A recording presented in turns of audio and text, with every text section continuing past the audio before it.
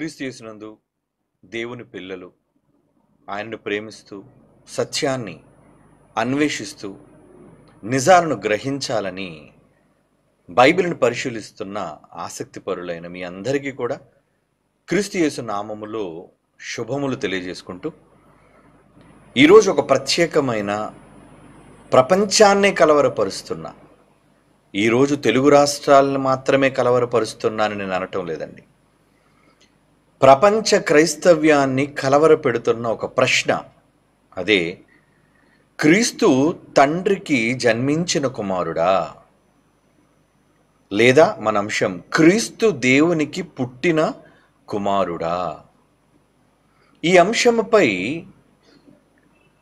ప్రపంచంలోనున్న denominations, ప్రపంచ స్థాయిలో ఉన్న ప్రపంచ దేశాల బోధకులు, వీళ్ళందరూ కూడా భిన్నాభిప్రాయాలు కలిగి ఉన్నారు. మొదటగా మీరు గ్రహించవలసింది ఏంటంటే, ఎవరు ఏది చెప్పినా దానికి బైబిల్ని ఆధారంగా చూపించాలి. ఇక బైబిలులోని వ్రాయబడిన అనేక సందర్భాలను సాక్ష్యాలుగా దానిని సమర్థిస్తున్నప్పుడు వాటిని అంగీకరించాలి. అయితే మొదటి నుండి బైబిల్ పైన ప్రపంచ క్రైస్తవ బోధకులకు, నేను భారతదేశంలో ఉన్న వాళ్ళ గురించి మాత్రమే మాట్లాడటం లేదు, ఎందుకంటే భారతీయులకి ఒక ఇన్ఫీరియారిటీ కాంప్లెక్స్ ఉంది. ఏంటంటే, మేమేమి జ్ఞానులం కాము, మాకు విదేశీయులే నేర్పించాలి, మాకు విదేశీ బోధకులు చెప్పింది, వారు రాసిన గ్రంథాలే ప్రామాణికం, వారు చెప్పే విషయాలే జ్ఞానయుక్తమైనవి, వారు చేసినదే కఠోరమైన పరిశోధన అనుకొని ఇప్పటి వరకు వాళ్ళ వాదాలను నమ్మబట్టే క్రైస్తవ్యం ఈరోజు ముక్కలు చెక్కలుగా విడిపోవడానికి ఈ భిన్న స్వరాలన్నీ కూడా విదేశాల నుంచి ఇంపోర్ట్ చేయబడినవి. మర్చిపోకండి, బోధలు కూడా ఇంపోర్టెడ్ బోధలు కూడా విదేశీ బోధకులు చెప్పిన దానిని, వాళ్ళేదో జ్ఞానవంతులు, వాళ్ళ పరిశోధన ఏదో గొప్పది, వాళ్ళ దేశం గొప్పదైతే కావచ్చు, లోక సంబంధంగా వాళ్ళ దగ్గర డబ్బుంటే కావచ్చు, అయితే బైబిల్లో ధనికులనా, బైబిల్లో జ్ఞానవంతులనా? ఇక్కడ మీరు ఒక విషయాన్ని గమనించాలి భారతీయులారా. భారతదేశంలో క్రైస్తవులుగా పిలువబడుతున్న మనం, బైబిల్లో దేవుడు ఏం రాయించాడు తెలుసా? లోకములో జ్ఞానవంతులైన వారిని, బలవంతులైన వారిని సిగ్గుపరచుటకు లోకములో బలహీనులైన వారిని ఎన్నుకుంటాడు అని రాయబడింది. ఇది బైబిల్. అంటే ఎప్పుడూ కూడా బలవంతుణ్ణి బలహీనుని ద్వారానే ఆయన మట్టి కరిపిస్తాడు. బలవంతులైన జ్ఞానవంతులైన వారికి కూడా బలము లేని వారి చేత, జ్ఞానము లేని వారి చేత, అంటే జ్ఞానము లేకపోవడం అంటే జ్ఞానము తక్కువగా ఉన్నవారు అని అనిపించుకునే వారి చేత సమాధానం చెప్పిస్తాడు దేవుడు. అది బైబిల్లో రాయబడిన సందర్భం. కనుక ఈరోజు ప్రపంచంలో ఒక అమెరికా, ఒక గ్రేట్ బ్రిటన్, ఒక ఆస్ట్రేలియా, మిగిలిన యూరోప్ దేశాలు, అక్కడ ఉన్న సంఘాలు, అక్కడ ఉన్న బోధకులు, వాళ్ళేదో గొప్పవాళ్ళు, వాళ్ళేదో భారతదేశంలో చేయలేని గొప్ప గొప్ప పరిశోధనలు ఏదో వాళ్ళు చేసేశారు అనే భ్రమలో భారతీయులు చాలామంది ఉన్నారు. వద్దు, మీరు ముందు ఆ ముసుగులో నుంచి బయటికి రండి. ఎందుకంటే వాళ్ళ దగ్గర ఉన్నదైనా మన దగ్గర ఉన్నదైనా బైబిల్. ఇక ఇంగ్లీష్ బైబిల్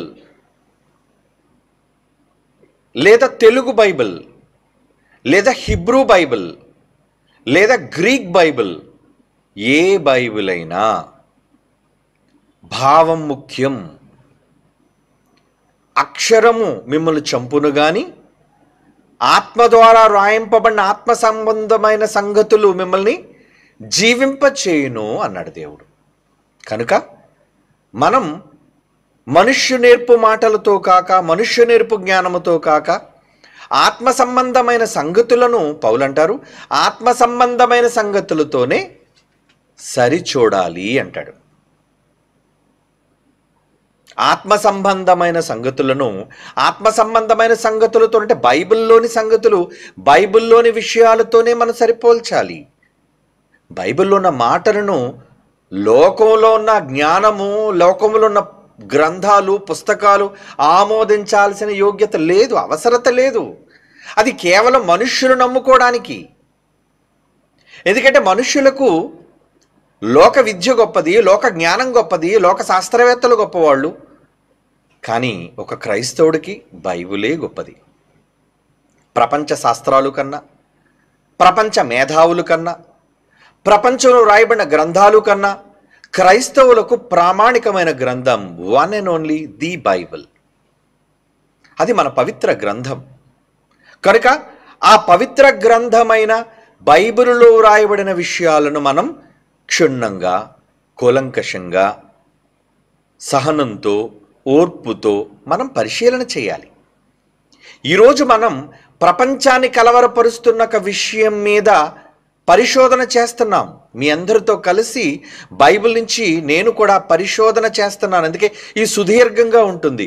ఒకవేళ నేను కేవలం ఒక గంటలో దీన్ని కంప్లీట్ చేయాలి అనుకుంటే రాయబడిన అనేక బైబిల్లోని విషయాలను మీకు అందకుండా పోతున్నాయి. కనుక ఒక ఎపిసోడ్ కాకపోయినా తరువాత ఎపిసోడ్లోనైనా యేసుక్రీస్తు వారు పుట్టుకకు సంబంధించి, యేసుక్రీస్తు వారి కుమారత్వానికి సంబంధించి, యేసుక్రీస్తు వారి దైవత్వానికి సంబంధించి వీటిని గూర్చిన పూర్తి విషయాలను బైబిల్ కోణములో నుంచి మనం క్షుణ్ణంగా ఆలోచించాలి. కాబట్టి భవిష్యత్తు భావి తరాల వాళ్ళకి ఉపయోగకరంగా ఉంటుందని ఈరోజు ఈ వివరణ సంఘంగా మీ అందరికీ ఇవ్వటం జరుగుతుంది.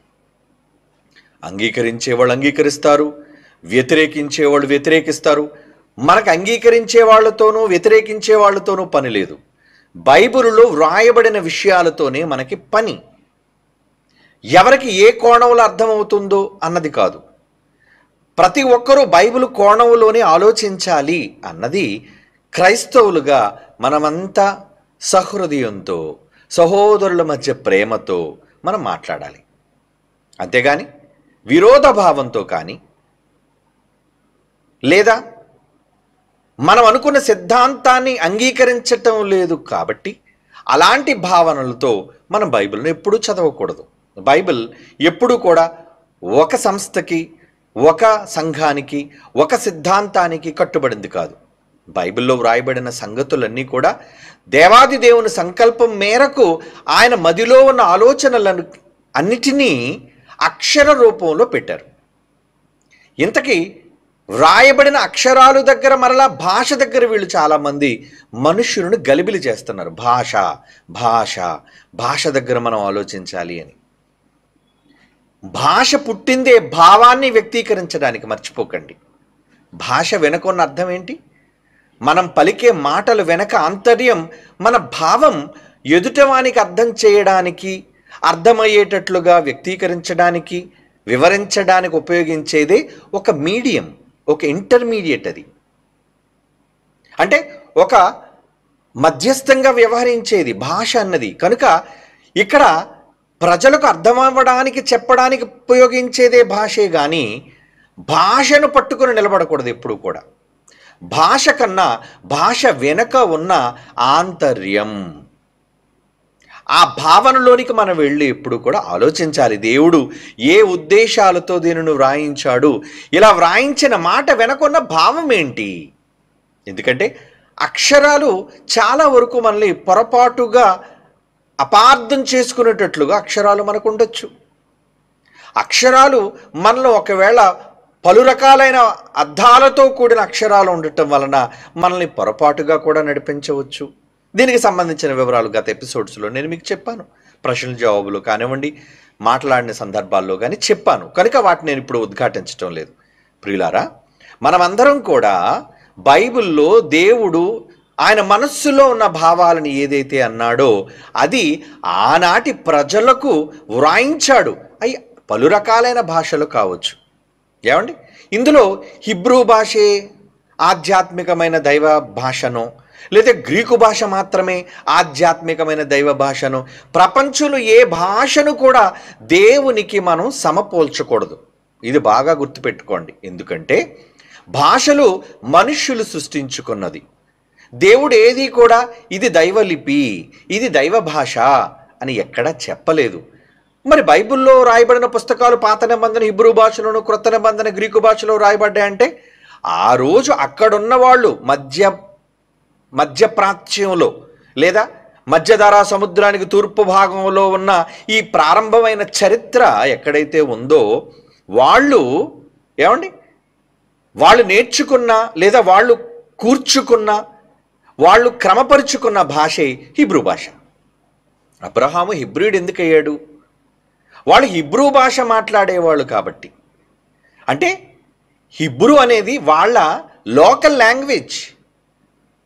ఆ రోజు భక్తులైన వాళ్ళు, ఇశ్రాయేలీయులైన వాళ్ళు, ప్రవక్తలైన వాళ్ళు, రాజులైన వాళ్ళు ఆ రోజు ఉన్న ఆ ప్రాంతంలో వాళ్ళ భాష, వాళ్ళ ప్రాంతీయ భాష హిబ్రూ భాష. అందుకు దేవుడు వాళ్ళకి వ్రాయించేటప్పుడు అప్పుడు మనకి ఇంకా తెలుగు పుట్టలేదు, అప్పటికి ఇంకా ఇంగ్లీష్ దాన్ని రూపొందించలేదు, ప్రపంచంలో చాలా భాషలు అప్పటికి రూపొందించబడలేదు. కనుక ఆ రోజున్న ఆ భాషను దేవుడు ఆ భాషలో వాళ్ళకి పరిశుద్ధాత్మ దేవుని ద్వారా ప్రేరణిస్తే వాళ్ళు వాళ్ళ లోకల్ భాషలో వ్రాసారు. కనుక హిబ్రూ భాష అయినా కావచ్చు, క్రొత్త నిబంధన 27 పుస్తకాలు రాయబడిన గ్రీకు భాష అయినా కావచ్చు. అందుకే మన బైబిల్లో తెలుగు బైబిల్ కూడా మనకు తర్జుమా చేయబడింది. ప్రారంభంలోనే మనకి బైబిల్ సొసైటీ ఆఫ్ ఇండియా వాళ్ళు వేశారు. ఏమని? ఇది ఏ ఇతర భాషల నుంచి తర్జుమా చేయబడింది కాదు, ఆదిమ హిబ్రూ గ్రీకు భాషల నుండి భాషాంతరము చేయబడినది అంటారు. అంటే డైరెక్ట్గా ప్రాచీన ప్రతులను దగ్గర పెట్టి Hebrew manuscripts and Greek manuscripts అంటే ప్రాచీన ప్రతులు లేదా ప్రాచీనంగా వాళ్ళు వ్రాసిన ఆ గ్రంథాలు, వాటిని ముద్రించిన ప్రాచీన గ్రంథాలు ముద్రణ యంత్రం వచ్చిన తర్వాత వాటిని దగ్గర పెట్టుకొని ఒక తెలుగులోను ట్రాన్స్లేట్ చేశారు, వాటిని దగ్గర పెట్టుకుని ఇంగ్లీష్లో ట్రాన్స్లేట్ చేశారు. ఇక ప్రపంచంలోని ఎన్ని భాషలు అయితే ఉన్నాయో అన్ని భాషల్లోనూ కూడా ప్రాచీన భాష నుంచే వాళ్ళు తర్జుమా చేశారన్న విషయాన్ని మర్చిపోకండి. ఈరోజు మనం చదువుకుంటున్న తెలుగు బైబిల్ ఇంగ్లీష్ నుంచి ఏమీ వాళ్ళు ట్రాన్స్లేట్ చేయలేదు, హిబ్రూ నుంచే ట్రాన్స్లేట్ చేయబడింది అనేదే బైబిల్లో మనం చదువుకుంటున్నాం. ఎందుకంటే వాళ్ళు తర్జుమా చేసినప్పుడు వారి భాష నుంచే తర్జుమా చేసి లోకల్ లాంగ్వేజ్, మన భారతదేశంలో లోకల్ లాంగ్వేజ్, మన నేషనల్ స్టేట్ లాంగ్వేజ్ అయిన తెలుగు భాషలో తెలుగు వారికి, తమిళ భాషలో తమిళ వారికి, ఇలా ఆయా భాషల్లో ప్రాచీన ప్రతులను దగ్గర పెట్టే వ్రాసారు అన్నది మర్చిపోకండి. కనుక ఏదో హిబ్రూలో ఉన్నదే నిజం, తెలుగులో ఉన్నది నిజం కాదు, తమిళ్లో ఉన్నది నిజం కాదు అనేది కాదు. ఇక్కడ హిబ్రూలో ఉన్న, తెలుగులో ఉన్న, తమిళంలో ఉన్న, ఇంగ్లీష్లో ఉన్న భావం అన్నది అన్నిటికీ ముఖ్యమైనది, మర్చిపోకండి.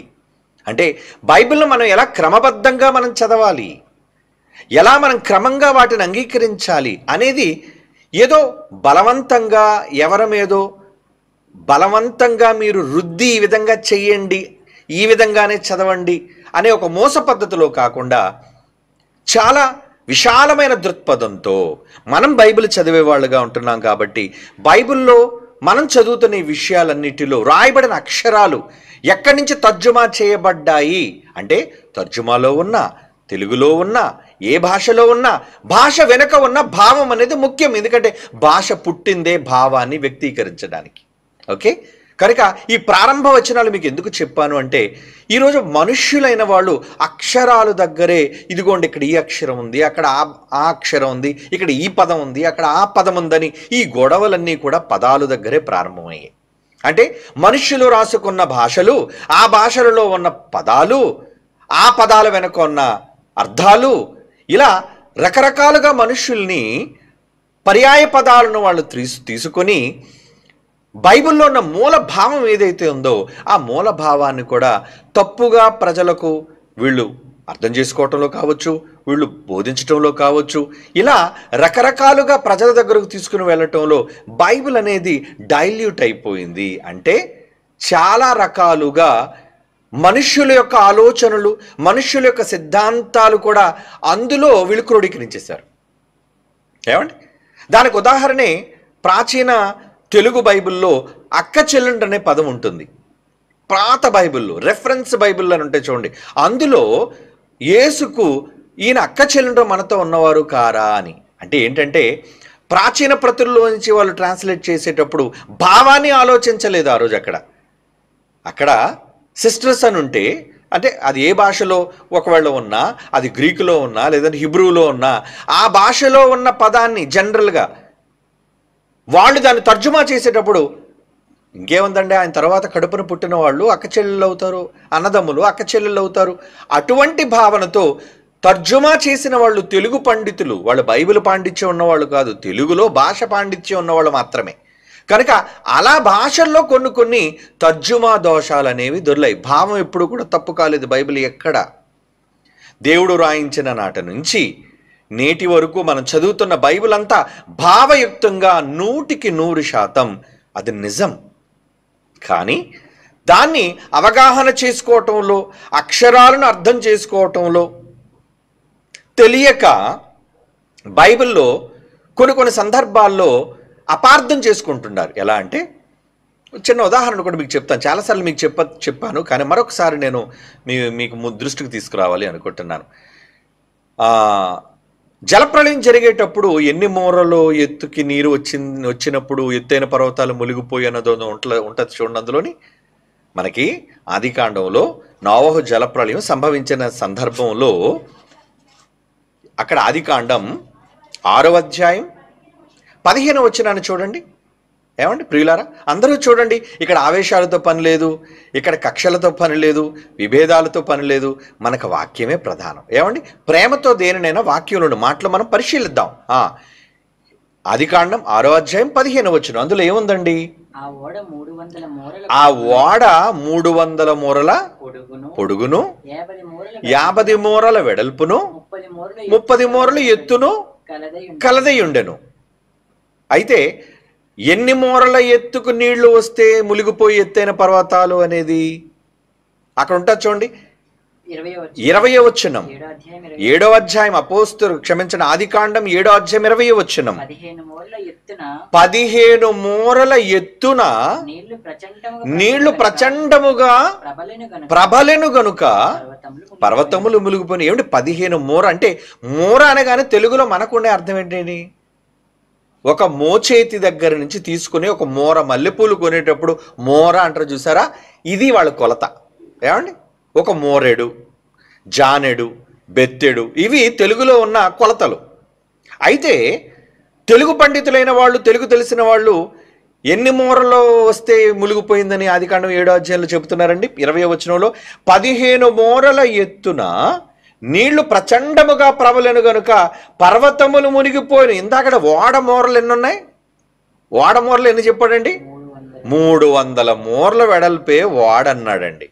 కానీ ఇక్కడ 15 మూరలకే ఎత్తైన పర్వతాలు, హిమాలయాలు మునిగిపోయా? అంటే మూర అనే పదాన్ని తెలుగులో ఉపయోగించడంలో భావం వాళ్ళకి అర్థం కాలేదు. లేదా ప్రాచీన భాషలో ఉన్న ఆ మూర అని అక్కడ వ్రాయబడిన పదాన్ని యొక్క క్యాలిక్యులేషన్ అది తెలియకపోవటం వలన వాళ్ళు దాన్ని అపార్థం చేసుకుని ఏదోటి రాసేయాలి కదరా. ఏంటి తెలుగు పండితులు ఆ రోజు ఏంటి, ఏదోటి రాసేయండి రా, 15 మూరలను వేసేయండి. మూరలు అంటే ఈ క్యాలిక్యులేషన్స్ తెలియాలి. అంటే ఆ భాషలో వాళ్ళు ఆ రోజు హిబ్రూ భాషలో రాయబడిన ఆ పదం యొక్క వాల్యూ ఎంతో అనేది వీళ్ళకి తెలుగులో తెలియకపోవటం వల్ల మూరలను అనేశారు. 15 మూరలు అంటే సరిపోతుందా? ఎక్కడి నుంచి 15 మూరలు, దేనికి 15 మూరలు, ఆ మూర అనగానే ఎన్ని సెంటీమీటర్లు, ఎన్ని ఇంచీలు, ఈ కొలతలు ఉండాలి కదా. కనుక మతోన్మాదులైన వాళ్ళు దాన్ని ఎలా వక్రంగా వ్యంగ్యంగా మాట్లాడంటారే, 15 మూరలు నీళ్లు వస్తేనట్రా ఎత్తైన పర్వతాలు మునిగిపోయారా, ఇదిరా బైబిల్ పరిజ్ఞానం అని నవ్విపోయారు ఆ రోజు. అవునండి.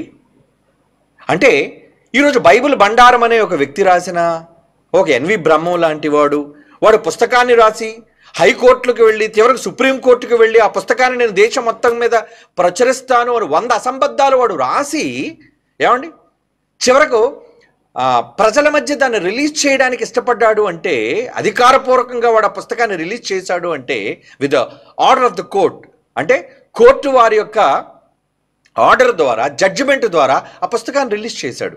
ఇంతకీ ఆ పుస్తకంలో ఉన్నవన్నీ అసంబద్ధాలు, అంటే వాడు అపార్థం చేసుకున్నవి, మర్చిపోకండి, అపార్థం చేసుకున్నవి. నిజంగా వాటన్నిటి మీద మేము మాట్లాడాం. అసంబద్ధాలు, దానికి సంబంధించిన అగ్నిబాణాలుగా మేము అన్నీ మాట్లాడడం, దానికి సంబంధించిన పుస్తకాలు ఉన్నాయి, మీకు తెలుసు. అంటే వాటిని చదవగానే అవునా బైబిల్లో ఎలా ఉందా, ఎందుకంటే వాళ్ళు ఎత్తి చూపించారు ఈ తప్పుల్ని.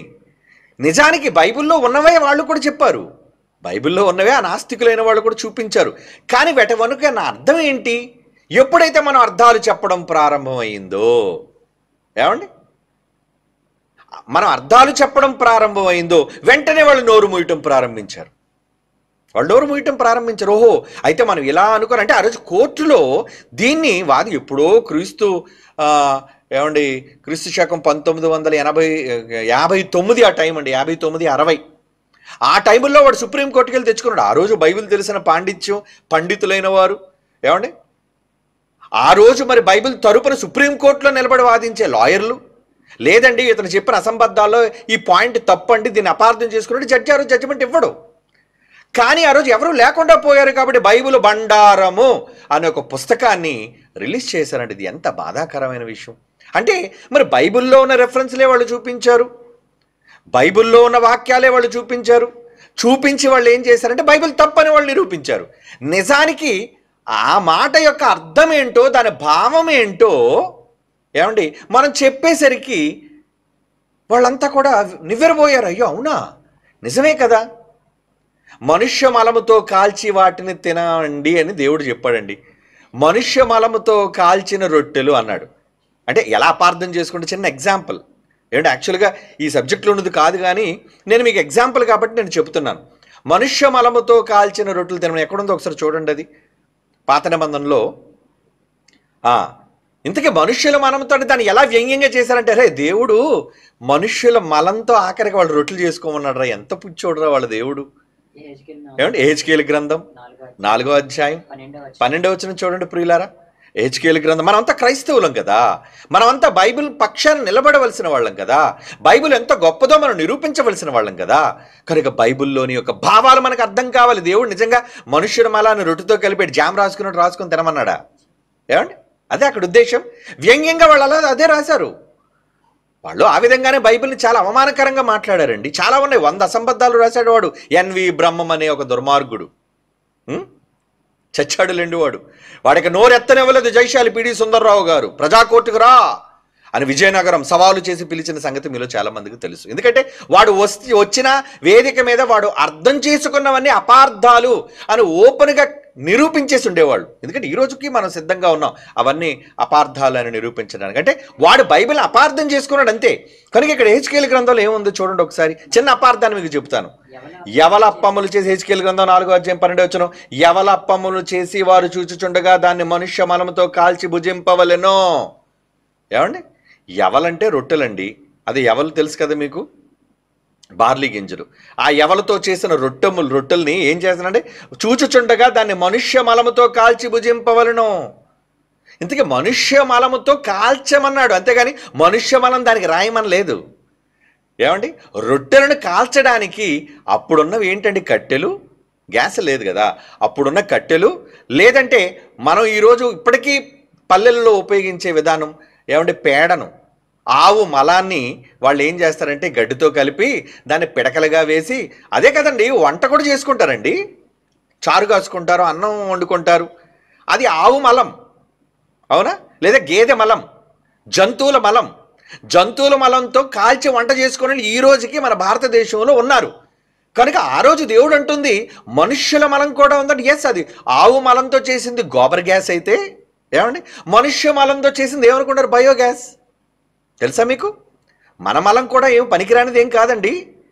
దాని ద్వారా కూడా అది మండే గుణం దానికి ఉంది కాబట్టి దాని ద్వారా కూడా ఈ రొట్టెలు చేసుకొని మీరు తినండి. అంటే రొట్టె మీద మలం రాసి కాల్చమని కాదు అక్కడ ఉద్దేశం. ఈ బుద్ధిహీనుడు ఎలాగ అపార్థం చేసుకున్నాడంటే మనుష్యుల తాలూకా మలాన్ని పిడకలుగా చేసి దాంతో కాల్చుకొని తినండి, అది చెప్పాడు అక్కడ. అంటే ఈ భావం ఎప్పుడైతే వ్యక్తీకరించబడిందో అంటే ఒక శిక్షగా వాళ్ళకి చెప్పాడు. ఎందుకంటే అయ్యో మనుషుల మలంతో రొట్టెలు కాల్చుకొని తినటం ఏంటి, అంత దీనంగా ఉందా పరిస్థితి వీళ్ళది, అంతగా దిగజారిపోయిందా వాళ్ళ పరిస్థితి, అదనమాట.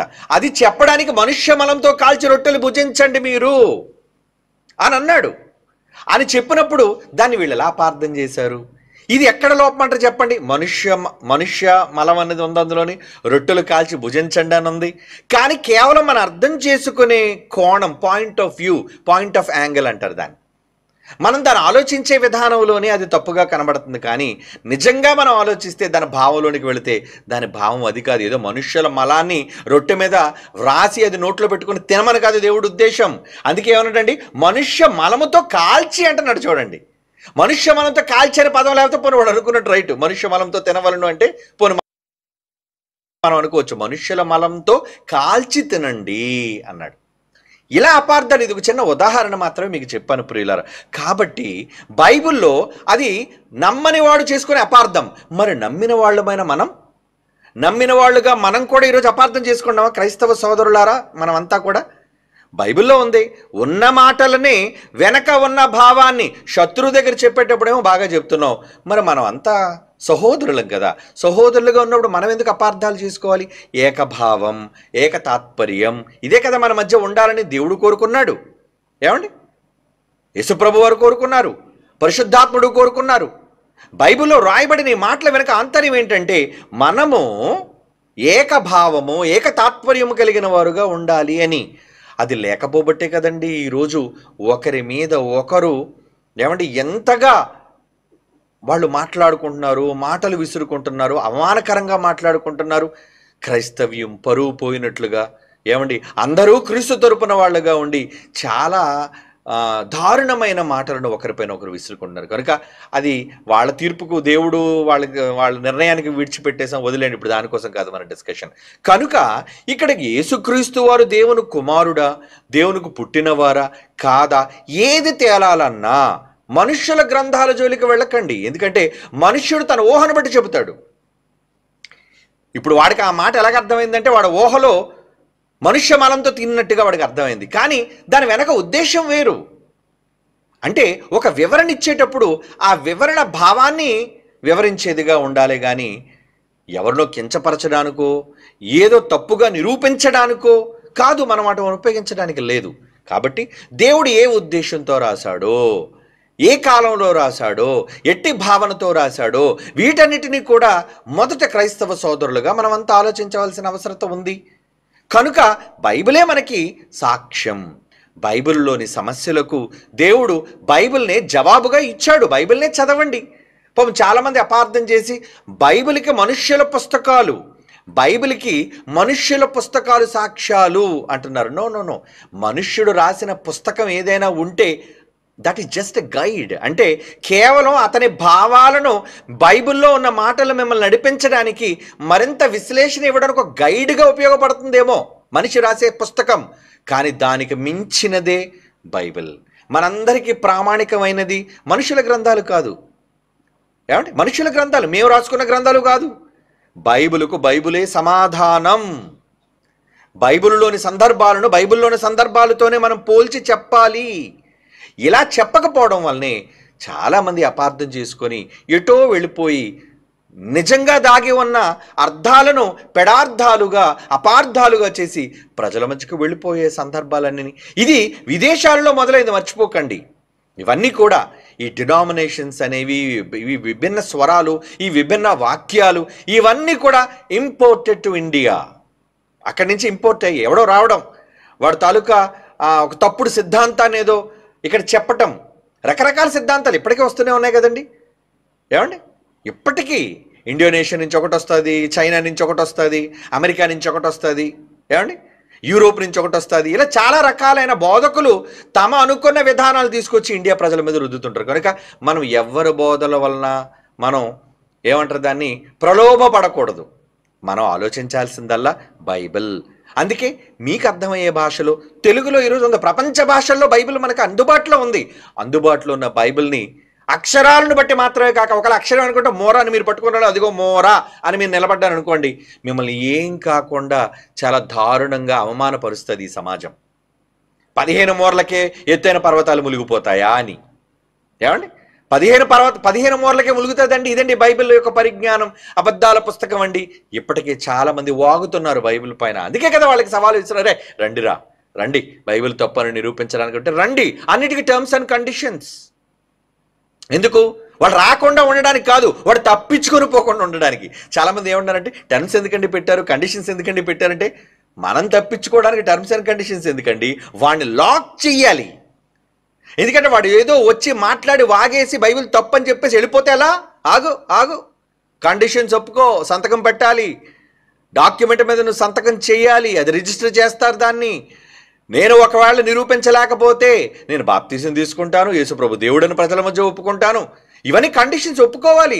అంతేగాని వాడిని ఏదో భయపెట్టే పెద్ద కండిషన్స్ ఏముంటాయండి? ఏదో మనం పోటీ నుంచి తప్పించుకోవడానికి కాదు ఆ కండిషన్స్ పెట్టేవి. సరే, అపార్థం చేసేవాళ్ళు ఏదో ఆ రకంగా అపార్థం చేస్తారు, వదిలేండి. కానీ నిజాలు మీకు తెలియాలనే ఉద్దేశంతో నేను చాలా స్పష్టంగా మీకు చెబుతున్నాను ప్రియులారా. కాబట్టి సంఘంలో ఉన్న ప్రియులైన వాళ్ళు, పిల్లలైన వాళ్ళు, ఆలోచించే వాళ్ళందరూ చాలామంది ఈరోజు ఈ సందేహాలతో వాళ్ళు నిండిపోయారు. కాబట్టి ఇంతకీ యేసు ప్రభు వారు కనబడిన వారా ఏమండి, లేదా తండ్రితో ఆయన కూడా సమానులుగా ఉన్నవారా? ఉంటే తండ్రితో పాటు తండ్రి ఎప్పటి నుంచో ఉన్నారో ఆయన కూడా అప్పటి నుంచి ఉన్నవాడుగానే మనం అనుకోవాలి. కాబట్టి ఇప్పుడు బైబిల్లోనికి మనం వెళ్ళి మొదట కొన్ని ఇన్ఫర్మేషన్స్ మనం తెలుసుకొని ముందుకు వెళ్ళి ఆలోచిద్దాం ప్రియులారా. మొదటిగా ఇక్కడ బైబిల్లో ప్రస్తావించబడిన దేవుళ్ళ మధ్య సందర్భంలో తండ్రి కుమారుడు అనేది బైబిల్లో ప్రస్తావించబడిన పదాలు, మర్చిపోకండి. అంటే ఈ పదాలు బైబిల్ అంతా ఉన్నాయి, తండ్రి కుమారుడు, తండ్రి కుమారుడు. అయితే తండ్రి కుమారుడు అని ఈ పదాలు ఎందుకు వాడినట్టు దేవుడు? ఒకవేళ దేవుళ్ళుగా ముగ్గురు సమానులుగా, ముగ్గురు మధ్య తండ్రి కొడుకుల సంబంధం ఏది లేనట్టుగా ఒకవేళ దేవుడే ఉంటే అనుకుంటే మరి ఆ భావనతోనే కదా బైబిల్ రాయబడాలి. జాగ్రత్తగా ఆలోచించండి ప్రియులారా, ధర్మయుక్తంగా మీరు ఆలోచించండి. బైబిల్లో దేవుళ్ళైన వాళ్ళు ముగ్గురుగా ఉన్నవాళ్ళు ఏమిటి? తండ్రి దేవుడు, కుమారుడు దేవుడు. తండ్రి కుమారుడు కాదు, యెహోవా అయిన దేవుడు, యేసుక్రీస్తు వారైన దేవుడు, పరిశుద్ధాత్ముడైన దేవుడు. వీళ్ళు ముగ్గురు దేవుళ్ళుగా సమానమైన స్థాయిలో ఒకవేళ ఉన్నదే నిజము అనుకున్న భావన ఒకవేళ అనుకుంటే, దేవుడు గ్రంథాన్ని వ్రాయించేటప్పుడు మనకు అర్థమయ్యే భాషలో రాసేటప్పుడు తండ్రి అని, కుమారుడని ఈ పదాలను ఎందుకు ప్రయోగించాడు? యెహోవా అయిన దేవుడు, యేసుక్రీస్తు అయిన దేవుడు, పరిశుద్ధాత్ముడైన దేవుడు అనే కదా చెప్పాలి, ఎక్కడైనా ఉద్ఘాటించాలి, సంబోధించాలి. కానీ ఎక్కువ శాతం, మెజారిటీ 99.9%, 99% పైగా తండ్రిగా కుమారుడుగా, తండ్రిగా కుమారుడుగా, తండ్రిగా కుమారుడుగా ఈ పదజాలాలే బైబిల్లో మనకు కనబడుతున్నాయి. అంటే ఈ పదాల వెనక ఉన్న ఏదో భావాన్ని దేవుడు చెప్పాలనుకుంటున్నాడు, అది మనం అర్థం చేసుకోవాలి. అంటే ఎందుకు దేవుడు ఈ పదాలను వాడుతున్నాడు? ఏమండి, యేసుక్రీస్తు వారు గొర్రెపిల్ల అనే పదం చెప్పాడు. అంటే నిజానికి ఆయన బయట గొర్రెపిల్ల కాదు, కానీ సాధువైన స్వభావం కలిగిన వ్యక్తి. కేవలం గొర్రెపిల్ల అనేది రూపకాలంకారంగా కొన్ని సందర్భాలలో మాత్రమే చెప్పబడింది, అంతేగాని ప్రారంభం నుంచి బైబిల్ మొదటి నుంచి చివరికి యేసు గొర్రె గొర్రె గొర్రె గొర్రె అని ఉందనుకోండి, అంటే ఆయన మనిషి కాడు, శక్తి కాడు, ఆయన నిజంగా ఒక జంతువు అన్నమాట అని మనం అనుకోవాలి. కానీ గొర్రెపిల్ల అనే సందర్భం లేదంటే ఆయన యొక్క స్వభావాన్ని సూచించేదిగా ఆ గొర్రెపిల్ల అనే ఒక స్వభావాన్ని తీసుకొచ్చి, ఆ జంతువుని తీసుకొచ్చి, ఆ జంతువులో ఉన్న స్వభావాన్ని యేసుప్రభు వారికి ఆపాదించారు అంతే. అలాగని యేసుప్రభు వారు నిజంగా ఒక జంతువు కాదు. ఏమండి, నిజానికి ఆయన గొర్రెల 2 కొమ్ములు, ఏమండి 4 కాళ్ళు ఉన్న రూపము కాదు ఆయనది. కాబట్టి అంటే ఏ సందర్భంలో మనం భావం తీసుకోవాలి, ఏ సందర్భంలో దాని వెనక ఉన్న అర్థాన్ని మనం చూడాలి అని మనం ఆలోచించాలి. కనుక ఇక్కడ కూడా తండ్రి కుమారుడు, తండ్రి కుమారుడు అనే ఈ విషయాల మీద నిజంగా దేవుడు ఎక్కువగా బైబిల్లో తన ప్రవక్తల గ్రంథాలలో కావచ్చు, ఏమండి అలాగే పరిశుద్ధాత్మ ప్రేరణతో కావచ్చు దేవుడు వ్రాయించాడు. ఈ విషయాలను మీరు నోట్ చేసుకోండి. ఎందుకంటే Bible open universities India international ఉన్న పిల్లలందరూ మీరు వింటున్నారని నాకు తెలుసు. అవసరమైతే నోట్ చేసుకోండి. మీ అందరికీ కూడా ఫుల్ క్లారిటీ ఇవ్వాలనే ఉద్దేశంతోనే చాలా వాస్ట్ సబ్జెక్ట్, చాలా విశాలమైన ఈ సందేశాన్ని మీకు చాలా అర్థమయ్యే రీతిలో మీకు విడమర్చి చెప్పాలి అని నేను భావిస్తున్నాను.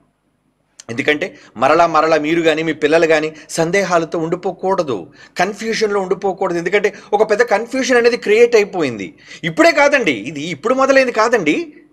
మనం పుట్టక ముందు నుంచి కూడా, మన తాత ముత్తాతల కాలం నుంచి కూడా కొన్ని అభిప్రాయాలు ఉన్నాయి. ఏంటని? ముగ్గురు ఒక్కటైన దేవుడని, ఒకే దేవుడు ముగ్గురుగా ఉన్నారని, ముగ్గురు సమానులుగా ఉన్న దేవుళ్ళని, లేదు ముగ్గురు ఒకరి తర్వాత ఒకరు కంటే ఎక్కువగా ఒకరు తక్కువగా ఉన్న దేవుళ్ళని. ఈ అభిప్రాయాలు అనేది మన తాత ముత్తాతల పుట్టక ముందు నుంచి ఉన్న అభిప్రాయాలు. కానీ ఈ అభిప్రాయాలు ఎప్పటి నుంచైనా ఉండనివ్వండి, మనం మాత్రం బైబిల్ని చదివేటప్పుడు ఏది నిజం, ఏది సత్యం, ఏది యథార్థం, ఇంతకీ వ్రాయబడినది ఏది నిజం అనేది దేని బట్టి మీరు తేల్చాలి? మనుషుల గ్రంథాలు వద్దు, మనుషుల ఆలోచనలు వద్దు. Bible answer to the Bible. దీనికి ఈక్వేషన్ ఏంటండి? ఒక ప్రాబ్లం, ఒక సమ్ సాల్వ్ చేయాలంటే ఆ సమ్మకి సంబంధించిన ఒక ఫార్ములా ఉంటుంది. ఆ ఫార్ములాతో అయితేనే ఆ లెక్క మీకు తేలుతుంది. అలాగే బైబిల్లో వ్రాయబడిన ఈ విశాలమైన వచనాలన్నిటినీ కూడా మనం ఆలోచించాలి అంటే బైబిల్ని తిరిగి బైబిల్తోనే మనం పోల్చాలి. ఏదో దానికి ఏదో పుస్తకాన్ని దగ్గర పెట్టి ఈ పుస్తకంలో ఉంది కాబట్టి బైబిల్ రైట్ అండి, ఆయన రాసిన పుస్తకంలో ఎలా ఉంది కాబట్టి బైబిల్ రైట్ అండి కాదు. మనుష్యుల పోలికలతో, మనుష్యుల యొక్క రచనలతో బైబిల్ని సరిపోల్చే అవసరత మనకు లేదు. బైబిల్ని బైబిల్తోనే సరిచూడండి. అందుకే అన్నాడు, ఆత్మ సంబంధమైన సంగతులను ఆత్మ సంబంధమైన సంగతులతోనే సరిచూచు. ఊహను బట్టి చెప్పినవైతే మనుషుల ఊహల్లో వచ్చేస్తాయి ఇందులోని. కనుక ఇది దేవుడు ఊహ. బైబిల్ 66 పుస్తకాలు అంటే ఇది దేవుని ఊహ, అంతే కదా, మనుషుల ఊహ లేదు కదా అందులోని. కనుక మనం అందరం అది నమ్ముతాం. కనుక మనుష్యుల ఊహను పక్కన పెట్టి దేవుని ఊహ ఏంటో అనేది మనం తెలుసుకోవాలి. ఇకపోతే ఈ విషయాలు విడమర్చి మనం ఆలోచించే ముందు మరొక ఇంపార్టెంట్ విషయాన్ని కూడా పిల్లలారా మీరందరూ నోట్ చేసుకోవాలి. ఏంటి ఆ విషయం అంటే, పాత నిబంధనలో పరిపూర్ణమైన జ్ఞానము లేదు. విషయాన్ని గమనించండి. క్రొత్త నిబంధన వచ్చేసరికి యేసుక్రీస్తు ద్వారా సర్వసత్యము, సంపూర్ణ సత్యము ప్రపంచానికి దేవుడు చెప్పాడు.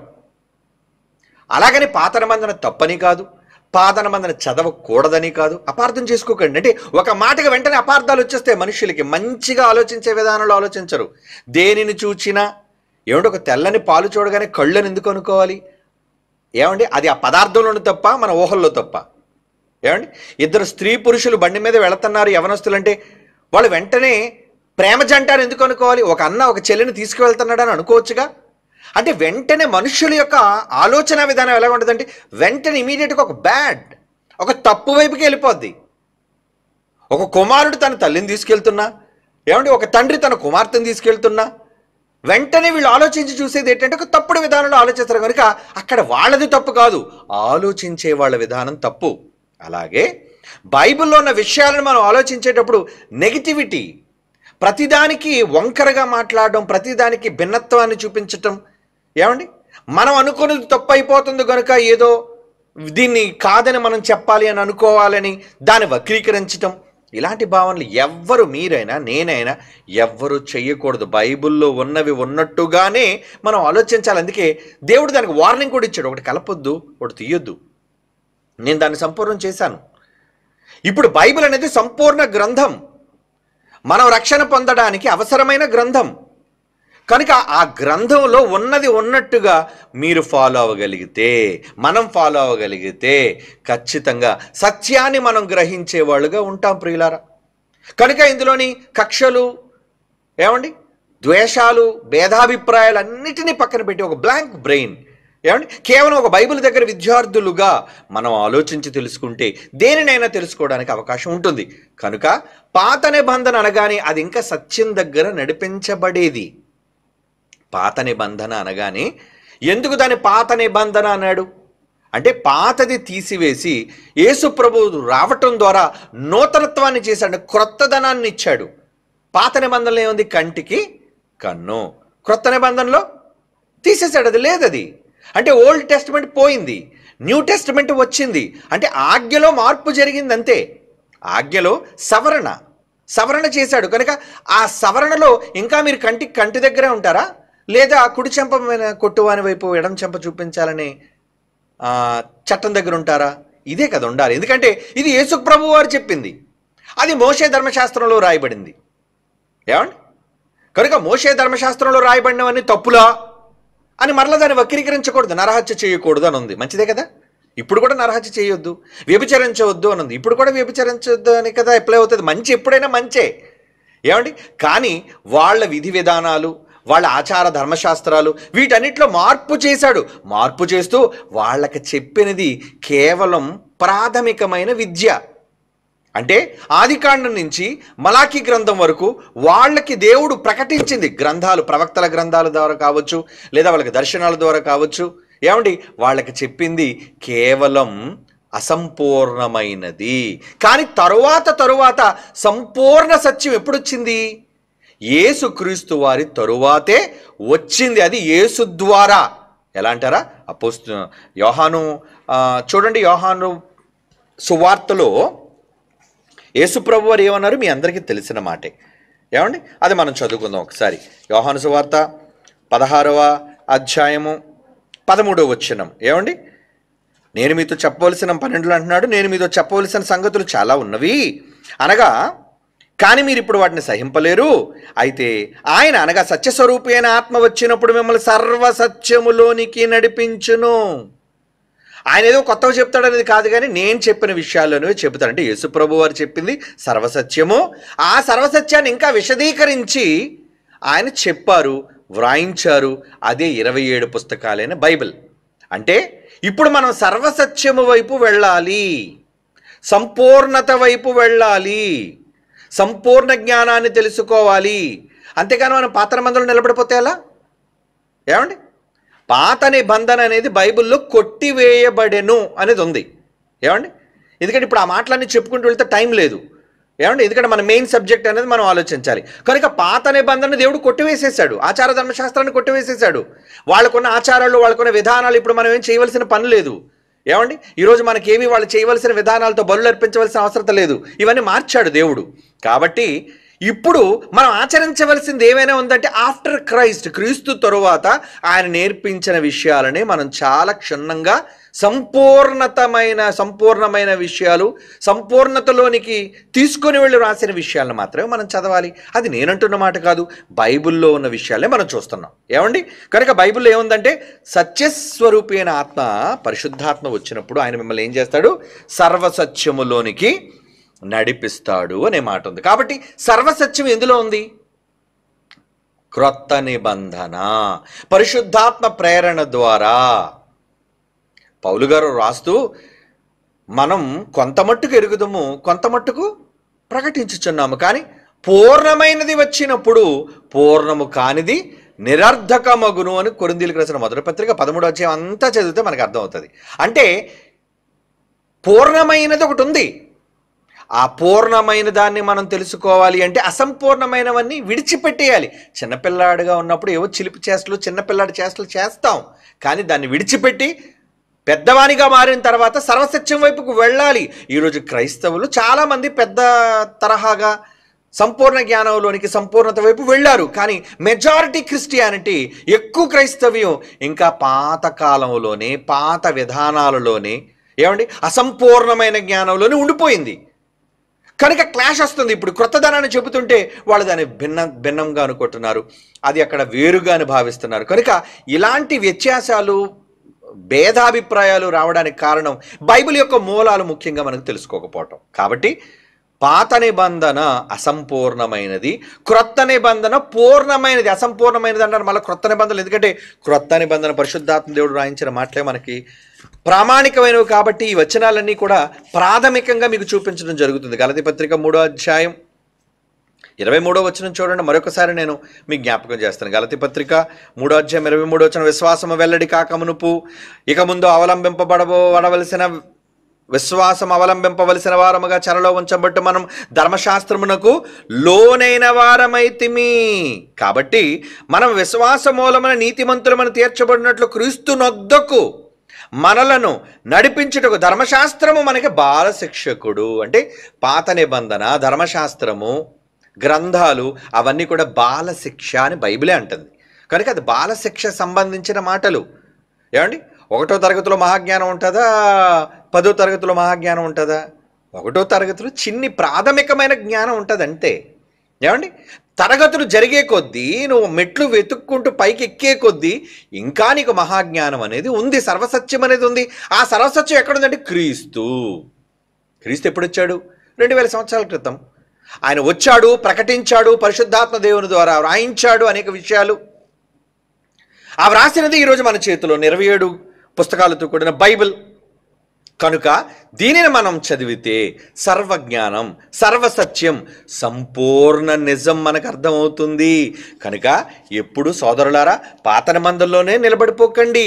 క్రొత్త నిబంధనలో సంపూర్ణత ఉంది కనుక క్రొత్త నిబంధనలో ఉన్న సంపూర్ణతను కూడా మనం ఆలోచించాలి, దాన్ని కూడా మనం తీసుకోవాలి, దాన్ని మనం ఆధారంగా మనం తీసుకోవాలి. అప్పుడే మీకు అర్థమవుతుంది, లేదంటే మనకు అర్థం కాదు. ఓకే, ఇప్పుడు యేసుక్రీస్తు వారిని గూర్చి ఆయన దైవం, ఆయన దైవత్వం, ఆయన కుమారత్వం, వీటన్నిటిని గురించి కుమారుడు, కుమారుడు, తండ్రి, ఈ పదాలు బైబిల్లో పాత నిబంధనలో కూడా అక్కడక్కడ వాడబడ్డాయి, క్రొత్త నిబంధనలో పూర్తిగా వాడబడ్డాయి. అది మీకు తెలుసు. ఏమండి? పాత నిబంధనలో కూడా వాడబడ్డాయి అంటే ఎస్, వాడబడ్డాయి అంటే ఒక ఉదాహరణ మీకు చెప్తాను. కీర్తన గ్రంథం 2వ కీర్తన చూడండి ఒకసారి. 2వ కీర్తన ప్రారంభం నుంచి మనం చదువుతామండి. ఇది వ్రాస్తున్న ఈ కీర్తనలోని మాటల భావాన్ని మనం ఆలోచిద్దాం. అన్యజనులు ఎలా అల్లరి రేపుచున్నారు, జనములు ఎలా వ్యర్థమైన వాటిని తలంచుచున్నవి. మనము వాటి కట్లు తెంపుదము రండని, పాశములను మన యొద్ద నుండి పారవేయదము రండని చెప్పుకొనుచు భూరాజులు యెహోవాకును, యెహోవా పాత నిబంధనలో రాయబడిన విషయం, యెహోవాకును ఆయన అభిషక్తునికి విరోధముగా, ఆయన అభిషేకించిన ఒక వ్యక్తి ఉన్నారు. అభిషక్తుడు అంటే అభిషేకింపబడినవారు. అంటే యెహోవా అనే ఒక శక్తి మరొక వ్యక్తిని అభిషేకించింది. అందుకే ఇక్కడ వివరణ ఇస్తున్నాడు. ఏమని? యెహోవాకును, 3వ వచనం, కీర్తనలు 2వ కీర్తన 3వ వచనం, యెహోవాకును ఆయన అభిషక్తునికి విరోధముగా నిలవబడుచున్నారని ఏలికలు ఏకీభవించి ఆలోచన చేయుచున్నారు. ఆకాశమందు ఆసీనుడుగా వాడు నవ్వుచున్నాడు, తండ్రి నవ్వుచున్నాడు, పైన దేవుడు నవ్వుచున్నాడు. ఏమండి? ప్రభు వారిని చూచి అపహసించుచున్నాడు. తండ్రి నవ్వుతున్నాడట, ప్రభు వారిని చూసి, ప్రభు అంటున్నాడు ఇక్కడ మరలా తండ్రి. ఏమంటే ఆకాశమందు ఎవరున్నారటండి? ఆసీనుడుగా ఒక ఆయన ఉన్నాడు, ఆయన ఏమో నవ్వుతున్నాడు. ప్రభు అనే ఒక వ్యక్తి ఉన్నాడు, ఆయన వారిని చూచి అపహసించున్నాడు. 5వ వచనం, ఆయన ఉగ్రుడై వారితో పలుకును, ప్రచండ కోపము చేత వారిని తల్లడింప చేయును. 6వ వచనం, నేను నా పరిశుద్ధ పర్వతమైన సియోను మీదను రాజును ఆసీనుడిగా చేయుచున్నాను. అంటే ఒక రాజును నేను కూర్చోబెడుతున్నాను. ఇక్కడ చూడండి, యెహోవా ఏం మాట్లాడుతున్నారు ఆయన? 6వ వచనంలో, నేను నా పరిశుద్ధ పర్వతం ఒకటి ఉంది, అది సియోను, ఆ సియోను మీద రాజుని ఆసీనునిగా చేసి ఉన్నాను. ఆల్రెడీ నేను అపాయింట్ చేసేసాను ఆయన రాజుగా. నువ్వు రాజువా అని పిలాతు అడిగినప్పుడు యేసుప్రభు ఏమన్నారు? ఎస్, అవును, నేను రాజునే, నేను ఎప్పుడో దేవుడు అపాయింట్ చేశాడు అనే మాటే మనకు బైబిల్ కన్ఫర్మ్ చేస్తుంది. ఏమండి? రైట్. కట్టడను నేను వివరించేదను. 7వ వచనం, నేను కట్టడను నేను వివరించేదను, యెహోవా నాకు ఎలాగూ సెలవిచ్చను. అంటే ఒక సుప్రీం యెహోవా ఒక ఆయన ఉన్నాడు, ఆయనే అందరికీ నిజమైన దేవుడు. ఏమండి? నేను తప్ప వేరొక దేవుడు లేడని పాత నిబంధనలో చెప్పుకున్న దేవుడు ఆయన ఏం మాట్లాడుతున్నారండి? ఆయన ఏమని మాట్లాడుతున్నారు? ఆయన కట్టడలు నేను వివరించేదను, యెహోవా నాకు ఎలాగూ సెలవిచ్చెను, నీవు నా కుమారుడవు, నేడు నిన్ను కని ఉన్నాను. ఇక్కడ యెహోవా మాట్లాడుతున్నారు.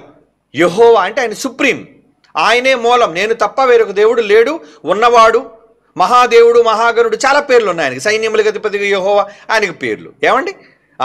కనుక ఆ యెహోవా ఒక మాట మాట్లాడుతున్నారు. ఏంటా మాట?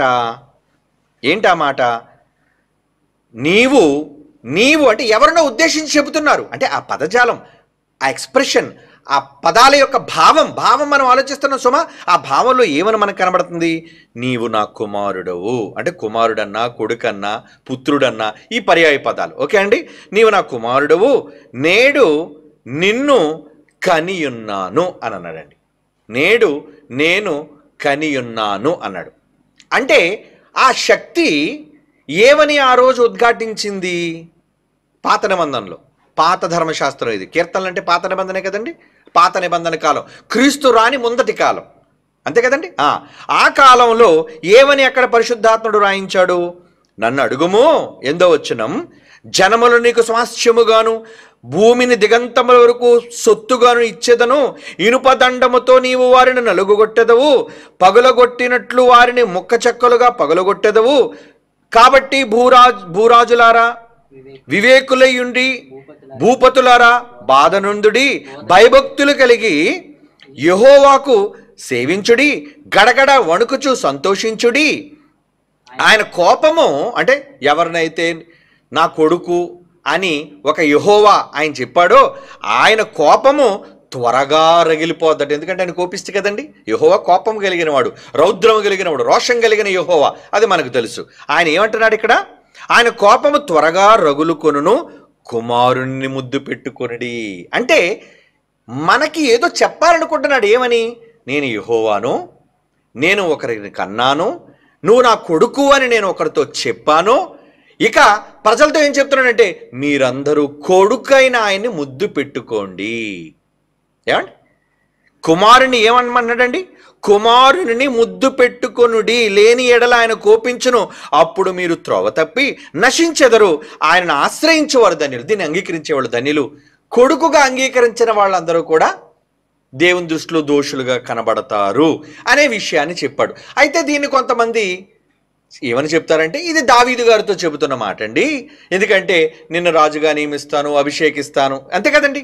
కీర్తనల గ్రంథం 2వ కీర్తన ఈ వచనాల్లో ఉన్న మాట ఒకళ్ళ దావీదు గారును ఒక మనిషిని ఉద్దేశించి చెప్పినదని పాత నిబంధనలో మనం అనుకుంటే రైట్. ఇప్పుడు క్రొత్త నిబంధనకి వెళదాం. మనం పరిపూర్ణత అనేది ఎందులో ఉందని మీకు చెప్పాను, సంపూర్ణత అనేది ఎందులో ఉందని మీరు అనుకోవాలి. క్రొత్త నిబంధన క్రీస్తు వచ్చిన తర్వాత సర్వసత్యము, సర్వం, టోటాలిటీ, సంపూర్ణమైన జ్ఞానము క్రీస్తు తరువాత ఈ ప్రపంచానికి అందింది. ఎందుకంటే అప్పటి వరకు, క్రీస్తు వచ్చినంత వరకు దేవుడెవరో ఈ ప్రపంచానికి పూర్తిగా బయలుపరచబడలేదు. ఇక్కడ చాలా జాగ్రత్తగా విషయాన్ని వినండి, చిన్న క్లారిటీ ఇస్తాను మీకు. ఏమండి? యేసు ప్రభు వచ్చి ఎవరిని బయలుపరిచాడు అని చెప్పబడింది అక్కడ? తండ్రి రొమ్ముననున్న అద్వితీయ కుమారుడే. అది యోహాను సువార్తలో మనం చదువుకున్నాం. అది మీకు తెలియని మాట కూడా కాదు, అందుకే నేను మీకు రెఫరెన్స్ కూడా చూపించట్లేదు, ఎందుకంటే తర్వాత చూపించవలసినవి చాలా ఉన్నాయి కాబట్టి. ఏమండి? తండ్రి రొమ్ముననున్న అద్వితీయ కుమారుడే ఆయనను బయలుపరిచెను. అంటే యేసుక్రీస్తు వారు వచ్చినంత వరకు తండ్రి అయిన దేవుడు బయలుపరచబడలేదు. తండ్రి రొమ్మున ఆనుకొని ఉన్న అద్వితీయ కొడుకు, అంటే తండ్రి రొమ్మున ఉన్న కొడుకు బయలుపరిచాడట. ఎవరిని బయలుపరిచాడు అంటే ఎవరిని చూపించాడు సమాజానికి, ఎవరిని ఎక్స్ప్లెయిన్ చేశాడు ఆయన అంటే తండ్రిని. అవునా? అందుకే బైబిల్లో క్రొత్త నిబంధనలో ఎక్కడ యెహోవా అనే పదం మనకి అంటే ఆయన యెహోవా అని అంటే అనొచ్చు, కానీ ప్రస్తుతం ఆ దేవుని గూర్చి తండ్రి, ఆ యెహోవా ఎవరంటే పాత నిబంధన అంతా కూడా యెహోవా, సైన్యములకు అధిపతిగా యెహోవా, మహాగణుడు, రోషము కలిగిన వాడు, చాలా పేర్లు ఆయనకు ఉన్నాయి. అక్కడ ఎక్కడా కూడా ఎక్కువగా తండ్రి అని ఉద్ఘాటించకపోయినా, ఏమండి, ఎక్కడో అన్నాడు కొన్ని చాంట్లో, నేను తండ్రిని అయితే నాకు రావలసిన గౌరవం ఏది అని అన్నాడు. కానీ క్రొత్త నిబంధనలో చెప్పినంతగా లేదు అక్కడ. కానీ క్రొత్త నిబంధనలో యేసు ప్రభు వచ్చిన తర్వాత ఆయన ఎవరో కాదు, నన్ను పంపిన వ్యక్తి ఎవరో కాదు, యెహోవా కదా. ఆ యెహోవా ఎవరో కాదు, మనకి తండ్రి. తండ్రి తండ్రి దేవుడు దేవుడు దేవుడు అని ఎప్పటివరకు మీరు అనుకుంటున్నారు. యేసు వచ్చిన తర్వాత ఒక క్రొత్త పదాన్ని ఇంట్రడ్యూస్ చేశాడు ఈ సమాజానికి. ఏంటి ఆ సమాజానికి? ఆయన ఎవరో అని మీరు అనుకుంటున్నారు కదా దేవుడని. ఎస్, దేవుడే, కానీ ఆయనకు మరొక క్యారెక్టర్ ఉంది, ఆయనకు మరొక స్వభావం ఉంది. ఏంటి ఆ స్వభావం అంటే ఆయన మనందరికీ తండ్రి. అంటే తండ్రిగా పరిచయం చేశాడు.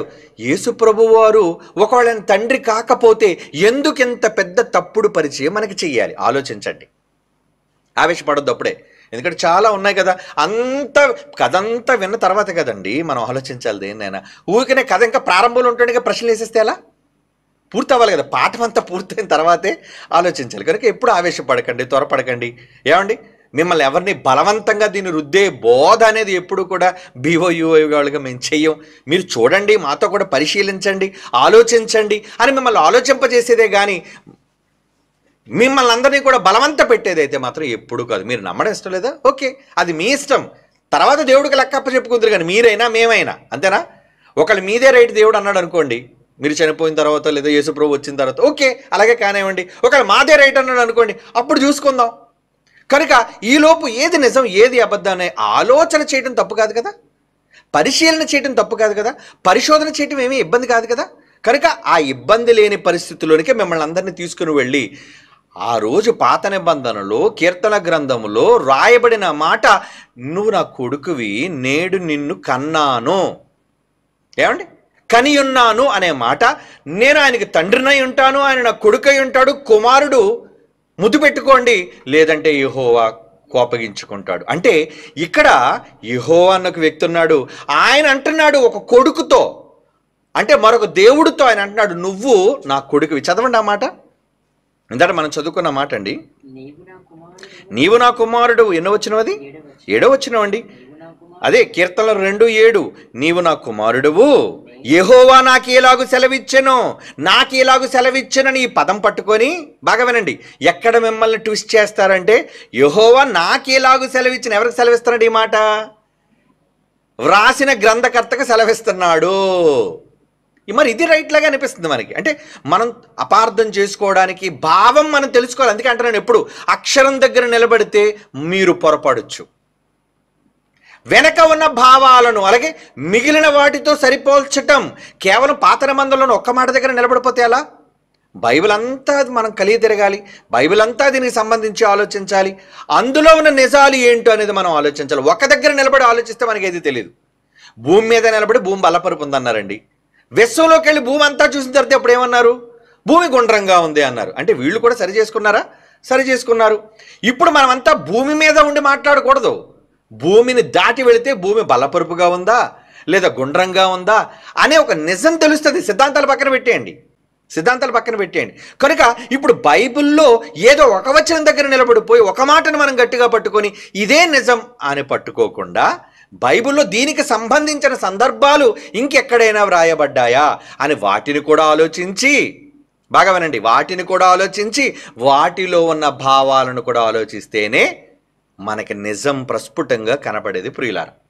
కాబట్టి ఇక్కడ ఈ ఒక్క పదాన్ని ప్రయోగించి ఒక్క మాటను చూపించి ఏమనంటున్నాడు 7వ వచనంలో, యెహోవా నాకేలాగు సెలవిచ్చెను, నీవు నా ప్రియ కుమారుడువు నేను కని ఉన్నానంటే ఇది గ్రంథకర్తతో చెబుతున్న మాట, లేదా రాజు అయిన దావీదు గారితో చెబుతున్న మాట. కనుక నువ్వు నా కొడుకువి నేను నిన్ను కన్నాను, దావీదు గారిని దేవుడు కన్నాడు. ఓకే, అంటే యేసుప్రభు వారిని గురించి కాదా? ఓకే, కాదు అని మనం ఒకవేళ అనుకుంటే, జాగ్రత్తగా వినండి, కాదు అని ఒకవేళ మనం అనుకుంటే ఇప్పుడు మనం ముందుకు వెళ్ళాలండి. ఎక్కడికి వెళ్ళాలో తెలుసా అండి? ఎక్కడికి వెళ్ళాలి? క్రొత్త నిబంధన సర్వసత్యంలోనికి తీసుకువెళ్తానండి ఇప్పుడు మిమ్మల్ని. సర్వసత్యం ఎప్పుడు వచ్చిందని అంటే మీకు చెప్పాను, యేసు క్రీస్తు వారి తదనంతరం, యేసు రాకతోనే సర్వసత్యం ఆరంభం. యేసు వారే తండ్రిని బయలుపరిచారు. అప్పటి వరకు తండ్రి ఎవరో తెలియదు, యెహోవానే తెలుసు, దేవుడనే తెలుసు. కానీ ఆ దేవుడు తండ్రా? అందుకే కదండి వీళ్ళందరూ ఇశ్రాయేలీయులందరూ ఎందుకు తిరుగుబడ్డారు, పరిసయ్యులందరూ ఎందుకు ఆయన మీద దాడి చేశారు, ఏమండి యూదులందరూ ఎందుకు తిరుగుబాటు చేశారు? ఏంటి, దేవుడు నీ తండ్రి అని చెప్పుకుంటున్నావు ఏంటయ్యా? మేమంతా దేవుడిని ఓ గజగజ వణిగిపోతుంటే నువ్వు వచ్చే ఏకంగా మా నాన్న అని చెప్తావేంటి నువ్వు దేవుడిని? అది అలా కోపం వచ్చేసింది. ఎందుకంటే అర్థం చేసుకోలేదు, అపార్థం చేసుకున్నారు వాళ్ళు. ఓకే, అలాగే ఇక్కడ కూడా మనం అపార్థం చేసుకోకుండా తెలివిగా బైబిల్లో ఏముందో అన్నది మనం ఆలోచించాలి. ఏమని ఆలోచిద్దాం? హెబ్రీయులకు రాసిన పత్రిక, ఏమండి చూడండి, హెబ్రీయులకు రాసిన పత్రిక 5వ అధ్యాయం చూడండి. ముందు వెరీ ఇంపార్టెంట్, జాగ్రత్తగా చూడండి. అందుకే మెల్లిగా వెళుతున్నాను, టైం పట్టినా సరే ఖచ్చితంగా మీరంతా వివరణ తెలుసుకోవాలి, కన్ఫ్యూజన్ మీరు లేకుండా ఉండాలి అనే ఉద్దేశంతోనేనారా నేను చెప్తున్నాను. మరలా చెప్తున్నాను, ఇది ఎవరి కోసం కౌంటర్ మాట్లాడుతున్న మెసేజ్ కాదు, ఎవరినో నొప్పించాలని చెబుతున్న మెసేజ్ కాదు. ఇది కేవలం వివరణ, బైబిల్లో ఉన్న సత్యానికి వివరణ ఇవ్వాలని BOUY వాళ్ళు చెబుతున్న సందేశం. Okay, keep it in mind, right. Hebrew పత్రిక 5వ అధ్యాయంలో ఏమండి ఇక్కడ మనం ఆలోచిస్తే ఇక్కడ ఏమంటున్నాడు చూడండి, 5వ అధ్యాయం 5వ వచనం, 5వ అధ్యాయం 5వ వచనం, అటువలే క్రీస్తు కూడా ప్రధాన యాజకుడొకటకు తన్ను తాను మహిమపరుచుకొనలేదు గాని నీవు నా కుమారుడవు. ఏమండి ఇక్కడ ఎవరి కోసం చెప్తున్నాడు? 5వ వచనం సందర్భం చూడాలి. 5వ వచనం సందర్భం ఎవరిది? ఏమండి ఎవరి కోసం మాట్లాడుతున్నాడు ఈ సందర్భం అంతా కూడా? 4వ వచనం కూడా చూడండి పోని, 3వ వచనం కూడా చూడండి పోని, ఏమని? ఈ హేతు చేత ప్రజల కొరకు ఎలాగో అలాగే తన కొరకు పాపముల నిమిత్తం అర్పణ చేయవలసిన వాడై ఉన్నాడు. మరియు ఎవడి ఘనత తనకు తానే సహించుకున్నాడు గాని అహరోను పిలువబడినట్లుగా దేవుని చేత పిలువబడిన వాడే ఈ ఘనత పొందును. అటువలే క్రీస్తు కూడా, అంటే ఇది ఎవరి కోసం చెప్తున్నాడు?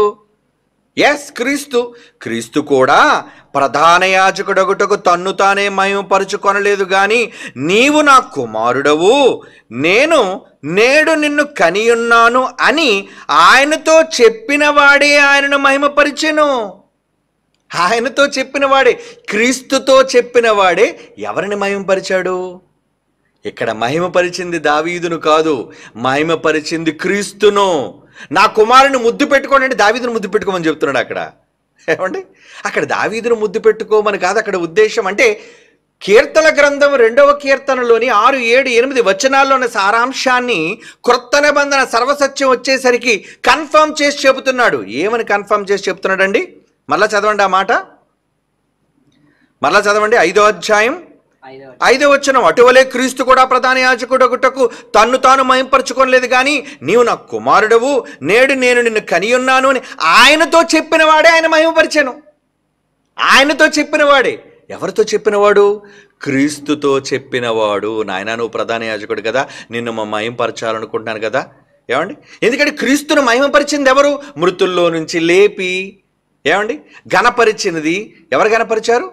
మహిమ ఎవరిచ్చారు? ఎవరు మహిమపరిచారు? తండ్రి, భూమి మీద నేను నిన్ను మహిమపరచుచున్నాను కనుక నీవు నన్ను ఇప్పుడు మహిమపరచుము అంటే తండ్రి ద్వారానే క్రీస్తు వారికి మహిమ.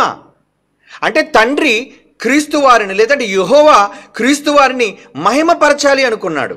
అదే కీర్తన గ్రంథములో 2వ కీర్తనలోని 7, 6, 8 వచనాలు రాయబడిన మాటల్లోని సారం. ఇక్కడికి వచ్చేసరికి ఏమంటున్నాడండి ఆయన? ఏమంటున్నాడు? క్రీస్తు కూడా ప్రధాన యాజకుడొకటకు తన్ను తాను మహిమపరచుకోలేదు కానీ నీవు నా కొడుకువు, నేడు నిన్ను కనియున్నాను అని ఆయనతో చెప్పిన వాడే ఆయన మహిమపరచను. ఆయనతో చెప్పిన వాడెవరు? ఆయనతో చెప్పిన తండ్రి యెహోవా, చెప్పబడినవాడు కుమారుడు క్రీస్తు. ఏమండి, ఆయన మహింపరిచాడా లేదా? ఎస్. ఇదిగో నేను మహింపరిచితిని, నిన్ను మరలా మహింపరుస్తున్నాను అంటాడు చాలా సందర్భాల్లో. అన్నాడా? ఆ మాట కూడా ఎక్కడుందో తీయండి. వాళ్ళు గద్దింపు వచ్చేటప్పుడు, లేదా రూపాంతరం చెందినప్పుడు ఇదిగో నేను నిన్ను మహిమపరిచితిని అనే పదం ఉంటుంది చూడండి. నీ కుమారుడు నిన్ను మహిమపరిచినట్లు నీ కుమారుని మహిమపరచం. ఎక్కడున్నాడు ఆ మాట? యోహాను సువార్త 17వ అధ్యాయం 2వ వచనం. యోహాను సువార్త 17వ అధ్యాయం 2వ వచనం ఏమంటున్నాడు చూడండి. అక్కడ చదువుతాం మరలా మాట. యేసు ఈ మాటలు చెప్పి ఆకాశం వైపు కన్నులెత్తి ఇట్లా నేను తండ్రి తండ్రి అని పిలుస్తున్నాడు చూడండి. తండ్రి ఏమండి, ఒకళ్ళ మహాదేవుడా యెహోవా. ఈ మాటలు ఏం మాట్లాడదంటే యేసుక్రీస్తు వారు బయలుపరిచారు. ఆ యెహోవా, ఆ మహాగణుడు, ఆ మహాదేవుడు ఆయన ఏమని సంబోధన చేస్తున్నాడంటే తండ్రి. సర్వసత్యం మర్చిపోకండి. పాత నిబంధనలో వాళ్ళకి చెప్పని విషయం, పాత నిబంధనలో వాళ్ళకి ఉద్ఘాటించిన విషయం, యేసుక్రీస్తు వారు వచ్చిన తరువాత సర్వసత్యంలో చెబుతున్న విషయం ఏంటంటే తండ్రి, నీ కుమారుడు నిన్ను మహిమపరచును, నీ కుమారుని మహిమపరచుము. నీ కుమారుడు నిన్ను మహిమపరిచాడు, నన్ను మహిమపరచు. అందుకే లోకం పుట్టక మునుపు నీ యొద్ద నాకే మహిమ అయితే ఉందో ఆ మహిమతో నన్ను మహిమపరచు అని. ఇకపోతే 4వ వచనం కిందకి వెళ్ళేసరికి అదే మాటలు ఉంటాయండి అక్కడ. ఏమండి, 4-5 వచనాలు మనకు కనబడతాయి. అంటే ఇక్కడ మహిమపరిచే వ్యక్తి ఎవరండి? మహిమపరిచే ఒక మహాశక్తి ఎవరంటే ఆయన యెహోవా. ఆయన ఎవరిని సంబోధించాడైనా? అప్పటి వరకు యెహోవా అంటే యేసు ప్రభు వారు ఆయనకు ఒక పేరు పెట్టి పిలిచారు. ఏమని? తండ్రి. తండ్రి అంటే ఆ మాట యొక్క భావం ఏంటో అనేది ఇక్కడ మనం ఆలోచిస్తే మనకి ఏమర్థం అవ్వాలి? ఎవరి కోసం చెప్పాడు ఆ మాట? ఎవరి కోసం చెప్పాడని చెప్తున్నాడు. నీవు నా కుమారుడు, నేను నిన్ను కని ఉన్నాను ఆయనతో చెప్పిన వాడే ఆయన మహిమపరిచాడు యేసుప్రభు వారిని. ఎస్, యేసుక్రీస్తు వారిని దేవుడైన యెహోవా భూమి మీద మహిమపరిచాడు.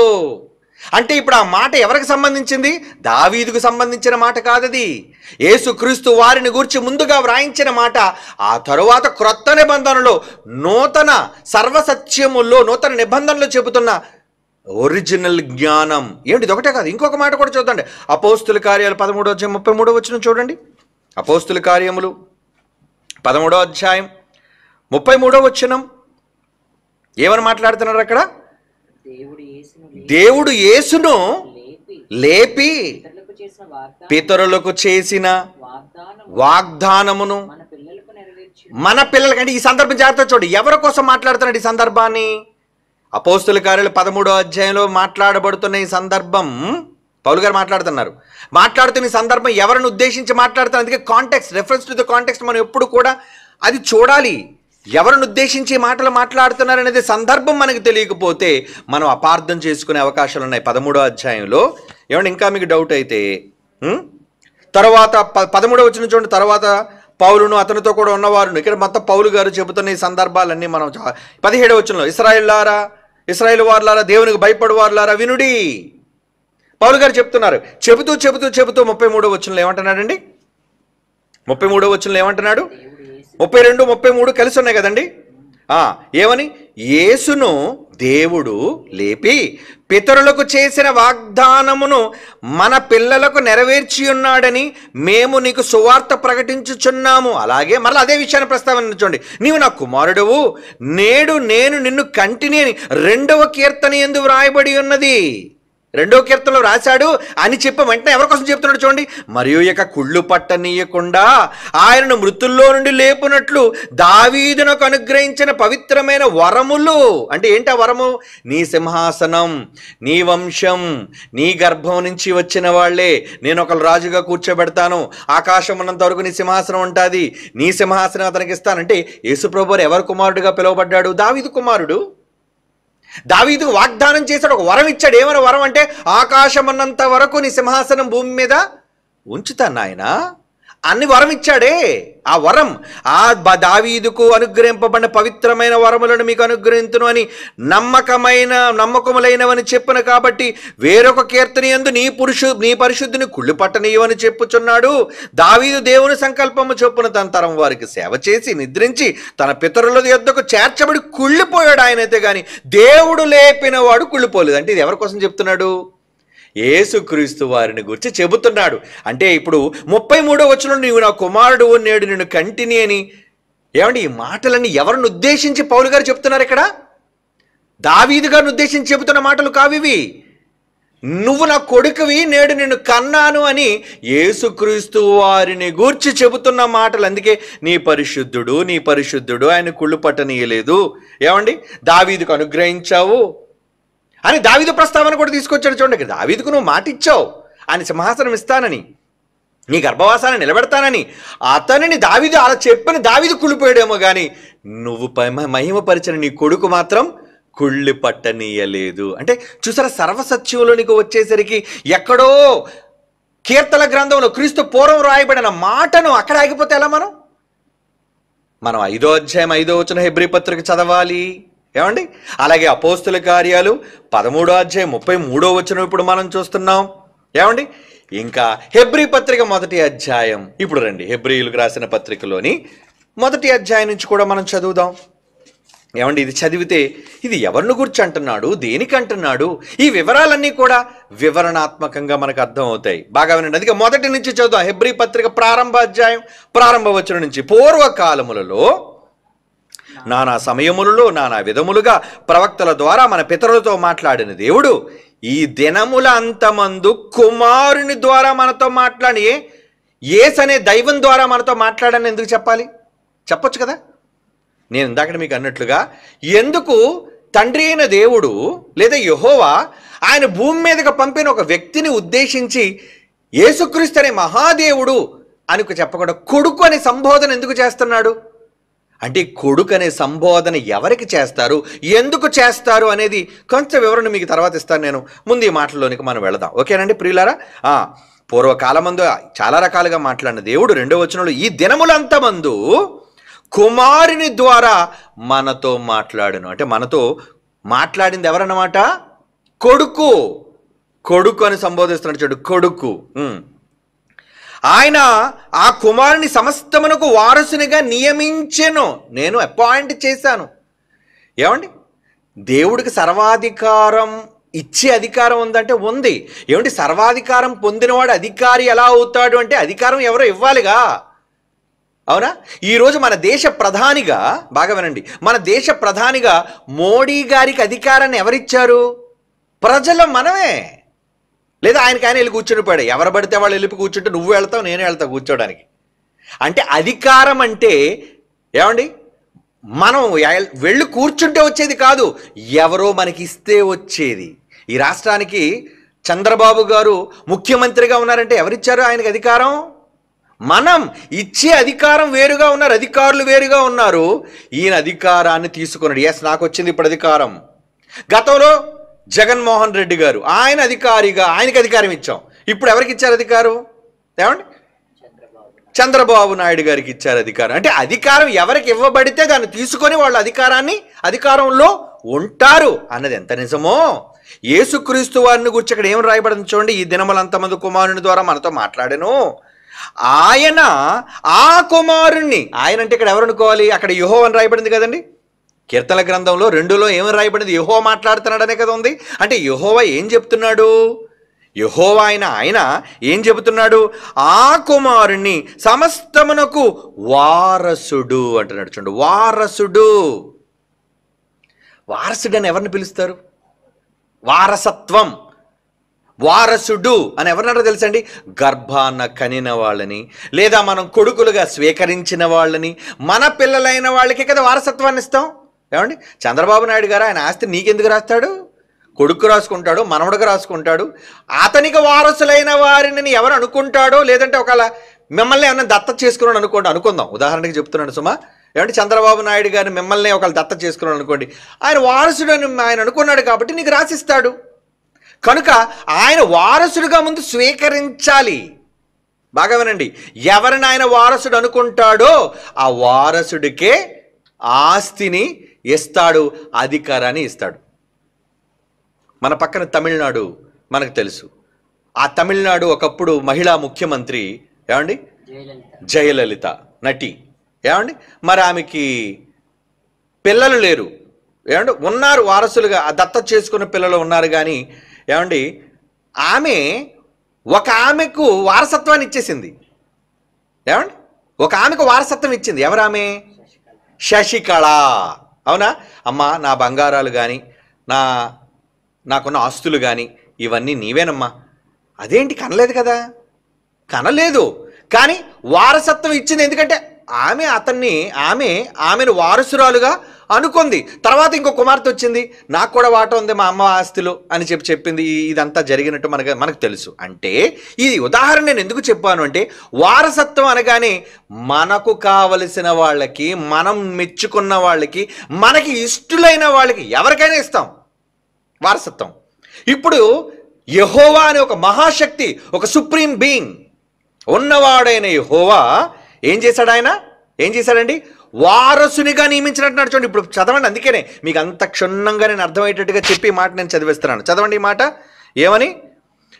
ఆయన ద్వారా, ఆయన కుమారుని సమస్తమునకు వారసునిగా నియమించెను, ఆయన ద్వారా ప్రపంచములను నిర్మించను. అంటే ముందే వారసత్వం ఇచ్చేశాడు ఆయనకి.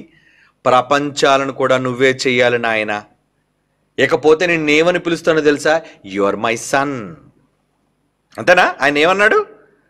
కుమారుడు అని సంబోధన చేశాడు. అంతేగాని యేసు అనే దేవుడైన నీకు, ఏమండి, యేసు అనే ఒక మహాశక్తి స్వరూపమైన నీకు, నాతో సమానుడైన దేవుడైన నీకు అని కూడా రాయొచ్చు, తప్పలేదు.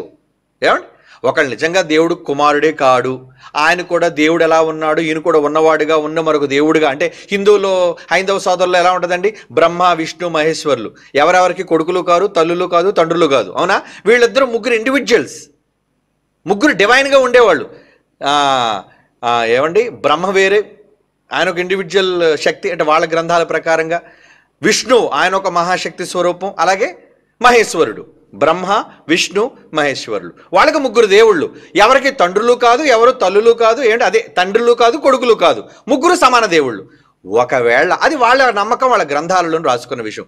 బైబిల్ దగ్గరకు వచ్చేసరికి ముగ్గురు దేవుళ్ళు ఉన్నారని నమ్ముతున్న ఈ క్రైస్తవ్యం, ఈ ముగ్గురు దగ్గర వ్రాయబడిన ఈ ముగ్గురు తండ్రి, కుమార, పరిశుద్ధాత్మ అని వ్రాయబడిన ఈ మాటల్లో తండ్రి యేసు పరిశుద్ధాత్మ అనలేదు, తండ్రి కుమార పరిశుద్ధాత్మ అన్నారు. అంటే కుమారత్వాన్ని ఎందుకు ఆపాదించాడు దేవుడు?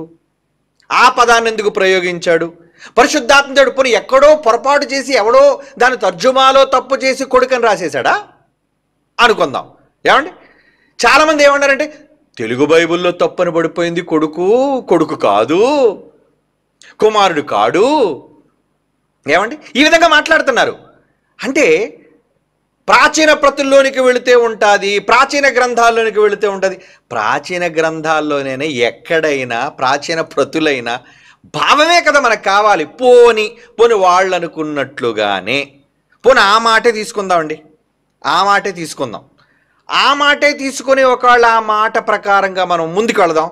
తర్వాత వాళ్ళు అనుకున్నట్లుగా, ఎందుకంటే పాత నిబంధన హిబ్రూలో రాయబడింది, క్రొత్త నిబంధన గ్రీకులో రాయబడింది. ఏమండి, దాన్ని బట్టి కూడా మనం ఆలోచిద్దాం. ముందు ఈ మాటలో కొంచెం ముందుకు వెళ్ళిన తర్వాత మీకు ఆ వివరణ ఇస్తాను. ఏమండి, ఆ కుమారుని సమస్తమునకు వారసునిగా నియమించను, ఆయన ద్వారా అంటే ఈ ప్రపంచాలన్నిటిని నిర్మించను. ఆయన ఎవరో కాదు, దేవుని మహిమ యొక్క తేజస్సు. అంటే దేవుడి కంటే ఒక మహిమ ఉంది, ఆ మహిమ యొక్క తేజస్సు అట ఆయన. ఇంకా ఆయన తత్వము యొక్క మూర్తిమంతమునయుండి, అంటే దేవుని యొక్క తత్వం గుణం ఏదైతే ఉందో ఆ గుణం తాలూకా మూర్తి అంటే సంపూర్ణ వ్యక్తి, ఒక సంపూర్ణ శక్తి, మూర్తి. కనుక మూర్తిమంతమునయుండి తన మహత్తు గల మాట చేత సమస్తమును నిర్వహించుచు పాపముల విషయములు మన దగ్గరికి వచ్చేసరికి శుద్ధీకరణ తానే చేసి దేవదూతలని కూడా పరలోకంలో ఉన్నారు. దేవదూతల కంటే ఎంతో శ్రేష్టమైన నామము పొందెనో వారికంటే అంత శ్రేష్ఠుడై ఉన్నత లోకమందు మహామహుడగు దేవుని కుడిపార్శ్వమున కూర్చుండెను. ఉన్నత లోకం అంటున్నాడు చూడండి. ఏమండి, పరలోకం అంటే సరే ఇతర లోకం, ఉన్న లోకం. ఎందుకంటే చాలా మనం లోకాల కోసం ఆలోచించేటప్పుడు అది వేరే దగ్గరికి వెళదామండి, దాంట్లో మీరు కన్ఫ్యూజన్ కాకండి. ఇప్పుడు మనకి ఏంటంటే తండ్రికి ఈయన కొడుకా కాదా అనే కోణంలో మనం వెళ్తున్నాం కాబట్టి ఆ వివరణ కూడా మీకు ఇస్తాను తర్వాత. కానీ దీనికి సంబంధించి ముందు మనం ఆలోచించి ముందుకు వెళ్ళాలి. ఓకే, ఉన్నతమైన లోకములో మహామహుడకు దేవుడు కుడిపార్శ్వమును కూర్చోండి. ఎక్కడ కూర్చోబెట్టాడండి? నా రైట్ సైడ్ కూర్చున్నానా, నా కుడి పక్కన కూర్చో అంటే దక్షిణ హస్తం, దక్షిణ బలం, కుడి బలం, కుడి భుజం అని దేనికంటారంటే దేనికైనా బలం మన కుడి చేయి కదండి వాడుతాం మెజారిటీ. అలాగని ఎడం చేయిలో బలం లేదని కాదు. అక్కడ ఏ పని చేయడానికే మనుష్యులు వాడేది కుడి ప్రక్క కాబట్టి నాయన నా సమస్త బలం నువ్వే, నా సమస్తమైన దానికి ఆధారం నువ్వే, వారసుడు నువ్వే, కనుక నువ్వు ఎక్కడుంటావు రా నా కుడి పక్క కూర్చో. అలాగని ఇప్పుడు ఎడం పక్క కూర్చోడం తప్ప? ఇక్కడ కుడి ఎడం అనే దానికోసం ఆలోచించకండి. అక్కడ ఆ పదప్రయోగం కుడి పార్శ్వమున కూర్చుండు అని అన్నాడు అంటే అధికారం, నాకు సంబంధించిన పూర్తి అధికారం, నా కుడి భుజం, నా కుడి బలం నువ్వే నాయనా అని ఆయనతో చెబుతున్నట్లుగా ఇక్కడ చెబుతున్నాడు. ఏలయనగా ఇప్పుడు చదవండి 5వ వచనం. మరలా ఈ విషయాన్ని ప్రస్తావిస్తున్నాడు చూడండి. ఎక్కడ కీర్తనల గ్రంథంలో చెప్పిన అదే విషయాన్ని, అది దావీదుతో అని అక్కడ మనం ముగించకూడదు. ఇక్కడ యేసు ప్రభు వారిని గురించి చెబుతూ పైనుంచి అంతా ఎవరి కోసం చెప్తున్నాడు? దినములంతమంది తన కుమారుని ద్వారా మనతో మాట్లాడని కొడుకు కోసం మాట్లాడుతూ వచ్చి 5వ వచనం అన్నాడు, ఎందుకనగా నీవు నా కుమారుడు, నేడు నేను నిన్ను కనియున్నాను అన్నాడు. చూడు, మరలా అదే విషయం. నేడు ఒకరోజు ఆయనకి సంబంధించిన ఒక రోజు, అది ఏ రోజు మనకు తెలియదు, ఆ డేట్ మనకు తెలియదు. నేడు ఆయనలో, నేడు ఆయనకున్నప్పుడు, ఆ లోకంలో మనం ఎవ్వరూ లేనప్పుడు ఆయన ఉన్నప్పుడు నేడు నేను నిన్ను కనియున్నాను అని అన్నాడు. చూడండి, కనియున్నాను. ఇదియుగాక నేనెవరో కాదు, ఆయనకి నేను తండ్రిగా ఉండాలనుకుంటున్నాను, ఇకపోతే ఆయన నాకు కుమారుడై ఉండను అనియు దూతలతో ఎవరితోనూ చెప్పలేదు. అంటే కోటాను కోట్ల మంది దూతలున్నా వాళ్ళెవ్వరిని నేను కొడుకులుగా స్వీకరించలేదు, స్వీకరించను కూడా. కుమారత్వం బాగా వినండి. కుమారత్వము అనగానే ఒక తండ్రి నుంచి కుమారుడికి వచ్చే వారసత్వం, ఒక తండ్రి నుంచి కుమారుడికి వచ్చే అధికారం, ఒక తండ్రి నుంచి కుమారుడికి వచ్చే తత్వం.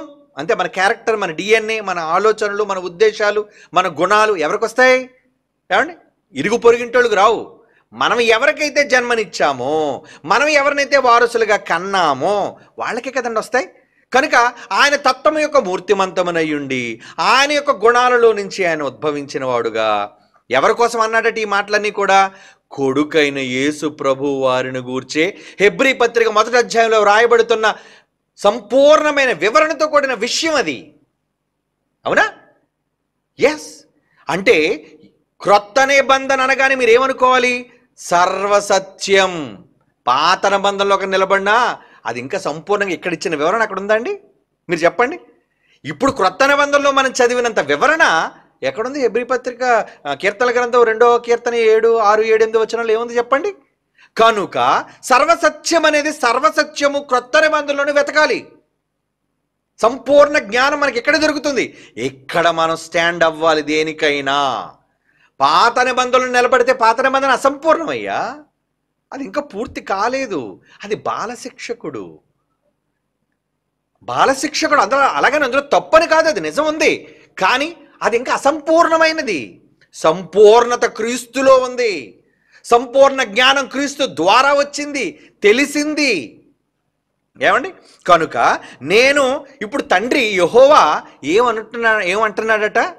ఆ ఎదురుగా ఉన్న కొడుకును చూచి ఆయన కొడుకుని పిలిచి ఆయన ఏమన్నాడు? నీవు నా కుమారుడువు. మరి అప్పటికి పేరుందా? యేసు ప్రభు వారు లోకాల పుట్టక మునిపే తండ్రితో సమానుడుగా, యేసు అనే క్రీస్తు అనే ఒక వ్యక్తిగా, శక్తిగా దేవునితో సమానంగా ఉంటే ఆయన చూచి ఏమనంటున్నాడట? నేను నీకు తండ్రిగా ఉండాలనుకుంటున్నాను నాయన, నువ్వు నాకు కొడుకుగా ఉండాలి. నువ్వు నా కొడుకు, నేను నిన్ను కన్నాను. ఏమండి? అప్పటి వరకు ఇద్దరు స్నేహితులుగా ఉంటారండి. మీకు అర్థం కావడానికి చెప్తున్నాను. ఇద్దరు ప్రేమికులు స్నేహితులుగా ఉంటారు. అంటే ఏంటి? లవర్స్. ఏమండి? తర్వాత ఏమనుకుంటే తెలుసా? మన స్నేహం ప్రేమగా మారింది, మన ప్రేమ బంధంగా మారాలి. బంధంగా మారాలంటే ఏం చేయాలి? నువ్వు నేను పెళ్లి చేసుకోవాలి. నీకు అంగీకారమేనా? ఓకేనండి, నాకు అంగీకారం. అంటే ఇప్పుడు పెళ్ళి అయిన తర్వాత ఇప్పుడు ఏమవుతారు వాళ్ళిద్దరూ? పెళ్ళి అనే సంభోగం వాళ్ళిద్దరి మధ్య జరిగిన తర్వాత, వాళ్ళిద్దరూ ఏకదేహం అయిన తర్వాత వీళ్ళిద్దరూ స్నేహితులు అవుతారా? ఏమవుతారు చెప్పండి? భార్య భర్త. అవునా? సంబంధం మారిందా? అంటే భార్య అని ఎప్పుడు సంబోధిస్తావు? స్నేహితులుగా ఉన్నప్పుడు నువ్వు భార్యను సంబోధిస్తే బాగుంటుంది. అది ఏమండి? పెళ్లి కాకుండా భర్త అంటే సంబోధిస్తే బాగుంటుందా? కాదు కదా. ఎప్పుడు భర్త అనాలి, ఎప్పుడు భార్య అనే ఆ పదం ఎప్పుడు అప్లై అవుతుందంటే వివాహం అనే పవిత్ర బంధం మీ మధ్య ఉంటేనే ఈయన భర్త, ఆమె భార్య. ఇది మీకు అర్థమైతే అప్పటి వరకు దేవుళ్ళుగా ఒకవేళ నువ్వు అన్నట్టుగా ఉన్నారు అని అనుకున్నా, కొడుకుగా అన్నప్పుడు ఇదేంటి? నేను నీతో సమానుడైన దేవుడైనప్పుడు నువ్వు నాకు డాడీ అయిపోవడం ఏంటి? నేను నీకు సన్ అయిపోవడం ఏంటి? నన్ను తక్కువ చేసినట్టు ఉందయ్యా అని అన్నాడా యేసుప్రభు? చెప్పండి. నేను నీతో సమానుడిగా ఉండేవాడిని, నేను కూడా నీలా సమాన దేవుణ్ణి కదా. అక్కడికి ఏదో తండ్రి అంటే నువ్వు గొప్పోడివి, కొడుకంటే ఏదో కనబడినవాడిగా నేను ఉండడం ఏంటి? ఇది కరెక్ట్ కాదు అని యేసు ప్రభు ఏమి చెప్పలేదు. అంటే ఇద్దరి మధ్య ఒక రిలేషన్, ఒక బంధం అనేది ఉంది. భార్య భర్త అని పిలవడానికి ఒక బంధం ఎలాగైతే ఉంటుందో, తండ్రి కుమారుడు అనే వాళ్ళ మధ్య బంధం ఏంటి? సంబంధం, కుటుంబం, వన్ ఫ్యామిలీ. అంటే అప్పటి వరకు నేను యేసు ప్రభువుగా ఉన్న నేను ఇక మీదట మిమ్మల్ని డాడీ, నాన్న. ఎందుకంటే మీరు అన్నారు, ఏమన్నారు? నువ్వు నా కుమారుడివి. చదవండి ఆ మాట, 5వ వచనం. నీవు నా కుమారుడువు, నేడు నేను నిన్ను కని ఉన్నాను అని కనకుండా అన్నాడు అనుకోండి తండ్రి. నువ్వెక్కడ నన్ను కన్నావు? నేను కూడా నీలా స్వచ్ఛమైన ఒక దేవుణ్ణి, సంపూర్ణమైన దేవుణ్ణి, సర్వజ్ఞానం కలిగిన దేవుణ్ణి, నువ్వు నన్ను కన్నడం ఏంటయ్యా? ఈ మాటకు నేను ఒప్పుకోను అని యేసుప్రభు వారు ఎదిరించారా? మరి ఎదిరించకుండా తలదించి తాళి కట్టించుకుందంటే పెళ్ళి ఇష్టమా కాదా? చెప్పండి. పెళ్ళి ఇష్టమని ఒక తాళి కట్టించుకుంది అంటే భర్తగా ఆయన స్వీకరిస్తున్నట్టా కాదా? నీకు లోబడి ఉంటాను అని ప్రమాణం చేసినట్టా కాదా?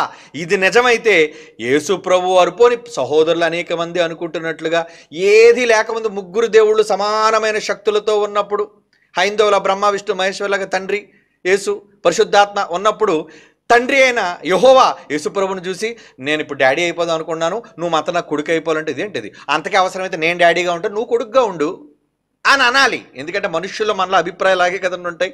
ఇటు అక్కడికి ఏదో నువ్వు తండ్రి అయిపోతావట, నేనేటో కొడుకుని అయిపోతున్నా. ఆయన నువ్వు నన్ను కండవేంటయ్యా? నేనెప్పుడు నీకు పుట్టాను? ఈ కన్నడం అనే పదం వద్దు, వాడొద్దు అని యేసుప్రభు వారు కౌంటర్కి వేయాలి.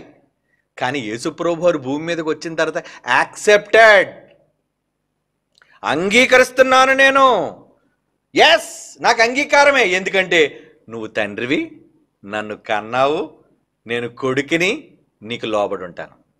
యేసుప్రభు వారు ఒప్పుకున్నారండి. అదే చదవండి ఆ మాట.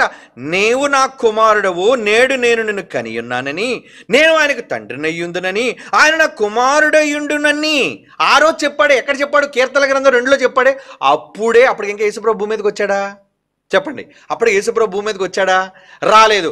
రాకముందే దేవుడు ఆ మాట అతనితో అన్నప్పుడు అతను అంగీకరించబట్టే కదా భూమి మీదకి వచ్చాడంటే ఆయన మాటల్లో నిజం ఉందనా అబద్ధం ఉందనా?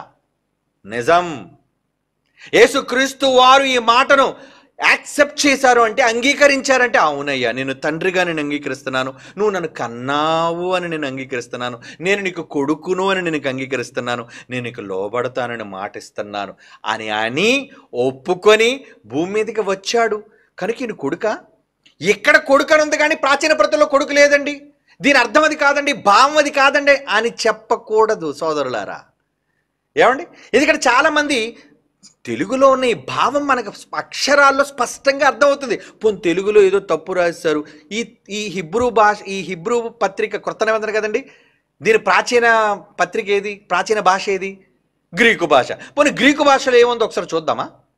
ఏమైనా ఒకసారి గ్రీకు భాషలో ఒకసారి చూపించు పిల్లల కోసం. మనకు అలాగా భాష రాదులేండి. ఏమండి? మీలో ఒకళ్ళు గ్రీకు భాష తెలిసిన పండితులు ఉంటే మీ అందరికీ కృతజ్ఞతలు, ధన్యవాదాలు. ఏమండి? నేను నిజంగా గ్రీకు భాష పండితుడిని కాదు, గ్రీకు భాష ప్రవీణుడు అంతకన్నా కాదు. ఇక్కడ ఏమంటున్నాడు చూడండి. 6వ వచనంలో మాట హెబ్రీ పత్రిక ఈ మాట చెప్పి, నువ్వు నా కొడుకువి, నేను నీ తండ్రిని అన్న తర్వాత 6వ వచనంలో, మరియు ఆయన భూలోకమునకు ఆది సంభూతిని మరలా రప్పించినప్పుడు, భూలోకమునకు ఆది సంభూతుడు సంభవం అంటే ఏడు తెలుసా అండి? సంభూతుడు. ఎస్, చూడండి.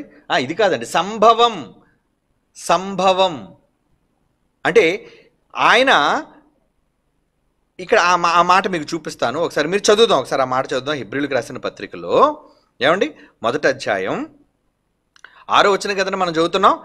ఈ 6వ వచనంలో అక్కడ ఆది సంభూతిని అనే దగ్గర ఇంగ్లీష్ బైబిల్ ఏముందో తెలుసండి? First begotten. సంభవం చూపించారు. వెరీ గుడ్, లైన్లోకి వచ్చారు వీళ్ళు. Thank you. సంభవం అంటే ఏంటి? Origin, birth, production. అంటే ఆ పదం యొక్క మూలార్థాలు ఏంటది? సంభవించటం అంటే ఆది సంభూతుడు, ఆదిలో సంభవించినవాడు, ప్రారంభంలో పుట్టినవాడు. సంభవం అంటే పదాలకు అక్షరం అండి. ఏంటది? బర్త్ అనే పదం కూడా ఉంచండి. అంటే దాని అర్థం ఏంటంటే పుట్టటం. సంభవించటం అంటే పుట్టటం. ఆది సంభూతుడు అంటే ఆదిలో పుట్టటం. అర్థమైందా మీకు? ఓకే, అది కూడా మీకు చూపిస్తాను. ముందు ఇది రండి, ఇప్పుడు చదవండి. ఇప్పుడు హెబ్రీ పత్రిక 1వ అధ్యాయం 6వ వచనం. ఆ కుమారుడుగా చెప్పిన వ్యక్తిని, ఆ కరుణ యేసు ప్రభు వారిని ఆయన ఏమన్నాడండి? ఏమని మాట్లాడుతున్నాడు ఆయన? మరియు ఆయన అంటే యెహోవా ఆ భూలోకమునకు ఆది సంభూతుడు, మొదట్లో కన్నాడే, నేడు నిన్ను కన్నాను, నీవు నా కుమారుడవై ఉంటాను అనే ఆ వ్యక్తిని భూలోకమునకు మరలా రప్పించినప్పుడు అన్నాడు. మరలా అంటే ఈ మాట రాసేటప్పుడు అప్పటికి వచ్చేసాడా లేదా? వచ్చి వెళ్ళిపోయాడు. మరలా ఆయన రప్పిస్తాడు. మరలా రప్పించినప్పుడు దేవదూతలందరూ ఏం చేయాలటండి? ఆయనకు నమస్కారం చేయవలనని చెప్పుచున్నాడు. కమాన్, సెల్యూట్. ఏమండి? ఆగస్టు 15 నాడిని ఎర్రకోటలో సైన్యం అంతా కవాతు తీస్తుంటుంది కదండి. కవాతు ఇచ్చేటప్పుడు ఆ వందనాన్ని ఎవరు స్వీకరిస్తారు అనుకున్నారు? President of India. అవునా? President of India. అక్కడ ఎవరుంటారు? Prime minister of India. అందరూ ఉంటారు అక్కడ. వాళ్ళందరికీ కూడా వాళ్ళు సెల్యూట్ చేస్తారు. అలా దేవదూతలందరూ ఎవరికి నమస్కరించమని యెహోవా చెబుతున్నాడు? నా కొడుకుని రప్పిస్తాను, అప్పుడు మీరంతా నమస్కరించాలి. అతడు ఎవరో కాదు, ఆది సంభూతుడు అన్నాడు. చూడండి, ఆది సంభూతుడు. ఇంతకు ఆది సంభూతుడు అంటే ఇంగ్లీష్లో ఏముందో తెలుసా అండి? First begotten. అది కూడా కొట్టు చూపించండి. First begotten. అసలు బిగాటన్ అంటే ఏంటి? ఆ పదాన్ని కాపీ పేస్ట్ చేసి డైరెక్ట్గా మీరు చూపించండి నాన్న. ఫస్ట్ బిగాటన్ అంటే ఆది సంభూతుడు అన్న దానికి ఇంగ్లీష్లో ఏమనుందో చూడండి ఆ పదం. ఫస్ట్ బిగాటన్ అనగానే కన్నవాడు, కొడుకుతోనే ఆ పదాన్ని ప్రయోగిస్తారు. అందరినీ మీరు కొడుకుగా మనం సంబోధించలేం కదండి. ఏమండి? అందరూ మనకు కొడుకులు అయిపోతారా? ఏమండి? ఇక్కడ చూడండి, అదిగోండి. వెరీ గుడ్ నాన్న. What is the true meaning of begotten? Begotten means to father, or bring into existence అంటే నిన్ను ఉద్భవింపచేసిన వాడు, నిన్ను అమలులోనికి తెచ్చినవాడు, నిన్ను కుమారుడిగా కన్నవాడు ఎవరండి? ఫాదర్ అన్నాడు. చూడండి, ఒక తండ్రే కంటాడు అంటే ఇప్పుడు యెహోవా ఏమయ్యాడు? ఏమయ్యాడంటే ఆయన బెగాటన్ అంటే ఏంటండి? యాజ్ అన్ యాడ్జెక్టివ్ కానీ యాజ్ ఎ వర్బ్ కానీ. అందుకే బైబిల్లో భాష అక్షరాలు కూడా తెలియాలి కదండి. భావాలు అక్షరాల కన్నా ముఖ్యంగా భావాలు చాలా ముఖ్యం. ఇంతకీ బిగాటన్ అనే పదానికి భావం ఏంటి? means to father or bring into existence, referring to the process of reproduction or creation by a parent. అంటే ఒక తండ్రి తన పిల్లలకు జన్మనివ్వడాన్ని బిగాటన్ అనే పదం వాడతారు. దానినే తెలుగులో ఆది సంభూతుడు అని అన్నాడు. ఆ సంభవం అంటే ఏంటంటే పుట్టటం. Okay, right. ఏమంటే తెలుగులో మీరు వక్రీకరించేశారు, ఇంగ్లీష్లో మీరు వక్రీకరించేశారు, మరి ఆ ప్రాచీన పరిస్థితుల్లో ఏమనుంది? ఇప్పుడు వేయండి నాన్న. ఆ గ్రీకు భాషలో చూద్దాం. పని గ్రీకు భాషలో ఏముంది? అక్కడ దేవుడు ఏం తప్పు చెప్పేశాడా? గ్రీకు భాషలో ఏముందో ఇప్పుడు మనం హెబ్రీ పత్రిక 1వ అధ్యాయం 6వ వచనంలో ఆయన ఆది సంభూతిని భూలోకమునకు మరలా రప్పించినప్పుడు ఏమండి ఏమని అన్నాడు అనేది ఇప్పుడు చూద్దాం. ఏనన్నా ముందు వైట్ చూపించాను, అందరు చూపించా కదా. ఇక్కడ చూడండి, ఇది ఒక ఇంగ్లీష్లో ఒకటి ఉందో చూడండి, ఇంగ్లీష్ అని. అలా లెఫ్ట్ సైడ్లో మీకు కనబడుతుంది గ్రీకు. ఆ పదాలు మనకు తెలియదులేండి, మీకు చెప్పిన మీకు అర్థం కాదు, ఎవరికి అర్థం కాదు. కానీ అక్కడ వెన్ అనే పదానికి పక్కన ఒరావ్ అని ఉంది ఏదో, ఏమండి అక్కడ హొటాన్ అని ఉంది. అలాగే దెన్ అనే పదానికి when they again he brings the first born in to the world అంటే హెబ్రీ పత్రిక 1వ అధ్యాయం 6వ వచనం హెబ్రీ పత్రిక గ్రీకు భాషలో ఏముందో మీకు చెప్తున్నాడు. అక్కడ ఇంగ్లీష్లో పక్క ఉంది, అది మీరైనా గూగుల్ చేసి చూడండి. అందులో లెఫ్ట్ సైడ్ అక్కడ ఉంది ఫస్ట్ బార్న్ అనే దగ్గర ఏముంది చూడండి. ఫస్ట్ బార్న్ అంటే మొదట పుట్టినవాడు, జ్యేష్ఠ కుమారుడు, తొలిచూలు కుమారుడు. ఫస్ట్ బార్న్ దగ్గర ప్రోటోటోకాన్ అంటే అక్కడ ఏమన్నట్టు అందుకే రౌండ్ చేశారు చూడండి. అంటే దేవుడు ఆది సంభూతుడిని భూమి మీదకి రప్పించినప్పుడు అక్కడ ఆది సంభూతుడు ఆదిలో పుట్టినవాడు, మొదట పుట్టినవాడు అని బైబిల్లో ఉంది. తెలుగు బైబిల్లో, ఇంగ్లీష్ బైబిల్లో కూడా అదే చదివాం. గ్రీకు బైబిల్లో ఏముందంటే ఫస్ట్ బార్న్కి ఏమని ఇచ్చాడు చూడండి, ప్రోటోటోకాన్. ఇప్పుడు అదేనా? ఇది గ్రీక్ బైబిలే కదా. ఓకే, ఇప్పుడు ప్రోటోటోకాన్కి the Greek word for first born తొలిచూలు కొడుక్కి అర్థం ఏంటో తెలుసా అండి? Prototokos, which literally means first born and is derived from the protos. Proto ante etante modata. Greek word for firstborn is prototokos. This term can refer to the firstborn child in a family, but in a biblical context, it often signifies preeminence, rank, or priority rather than just birth order. Okay, thank you Nana. ఏమండి అంటే భాషల వెనుకున్న అర్థం, ఈ అర్థంలో Greek చూసాం, Hebrew చూసాం. ఏమండి పోనీ హిబ్రూ కూడా చూస్తారు. హిబ్రూ కూడా ఏముంది, పోనీ కొట్టండి. హిబ్రూ భాషలో ఒకవేళ మీరు కొట్టినా అవే వస్తాడు. ఇక టైం లేదు దానికోసం ఆలోచించొద్దు, ఇవన్నీ చూపించడానికి. ఏమండి Hebrew word for first born is బెఖోర్. అది హిబ్రూలో ఉంటుంది. The Hebrew word for firstborn is bechor. This term derived from the root word okay వదిలేండి. అంటే మీరు హిబ్రూ భాషలోకి వెళ్ళినా, గ్రీకు భాషలోనికి వెళ్ళినా, తెలుగులోనికి వచ్చినా, ఇంగ్లీష్లోనికి వెళ్ళినా, ఎందులోకి వెళ్ళినా ఆది సంభూతుడు అనే పదం యేసు ప్రభు వారికి ప్రస్తావించబడింది.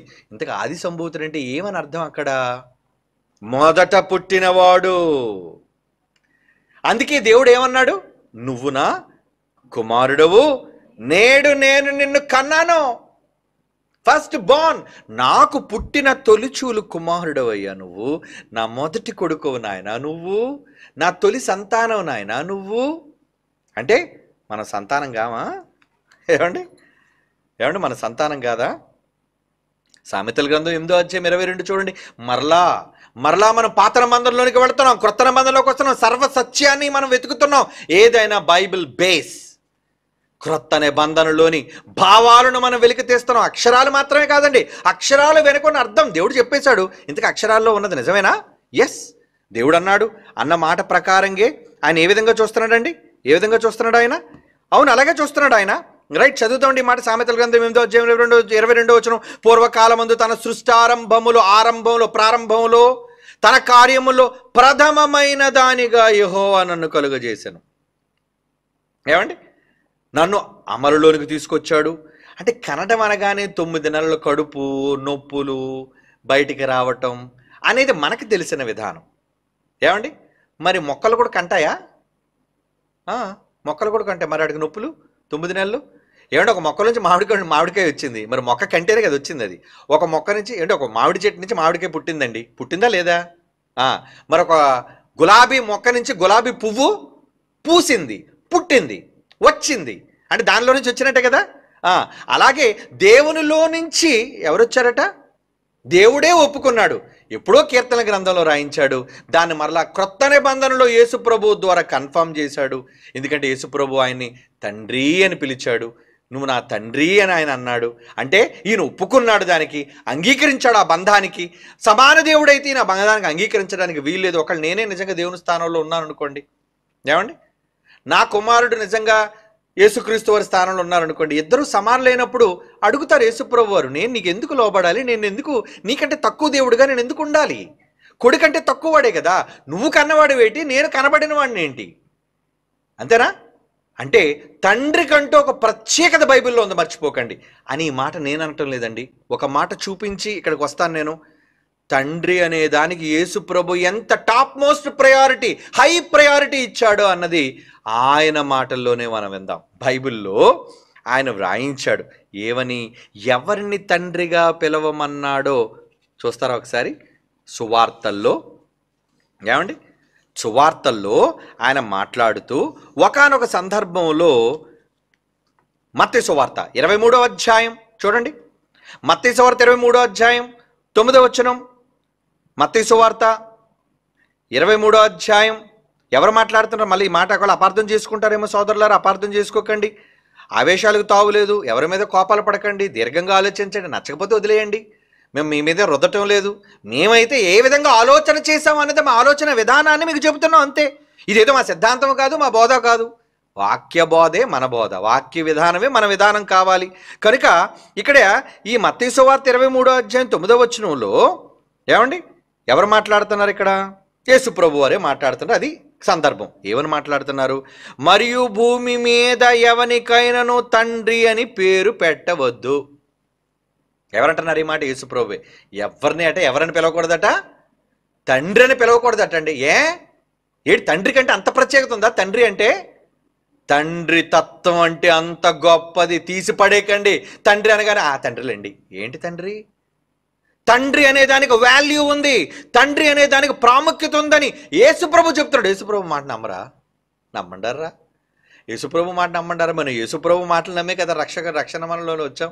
ఆయన మాటనే తృణీకరిస్తే ఎలాగర్రా? యేసుప్రభు మాటనే మీరు కాదంటే ఎలా చెప్పండి? ఇప్పుడు యేసుప్రభు దేనికి ప్రాధాన్యత ఇస్తున్నాడు అనేది ఆయన స్వయం మాటల్లో చూడండి. భూమి మీద ఎవనికైనాను తండ్రి అని పేరు పెట్టవద్దు, ఒక్కడే మీ తండ్రి, అది నేనే అన్నాడా? ఏమండి, ఒక్కడే మీ తండ్రి, ఆయన. నేను కాదు. నన్ను తండ్రి అనిపించుకోకండి, నన్ను డాడీ అని పిలవకండి, ప్లీజ్ నన్ను పిలవకండి సుమా. ఎవరు?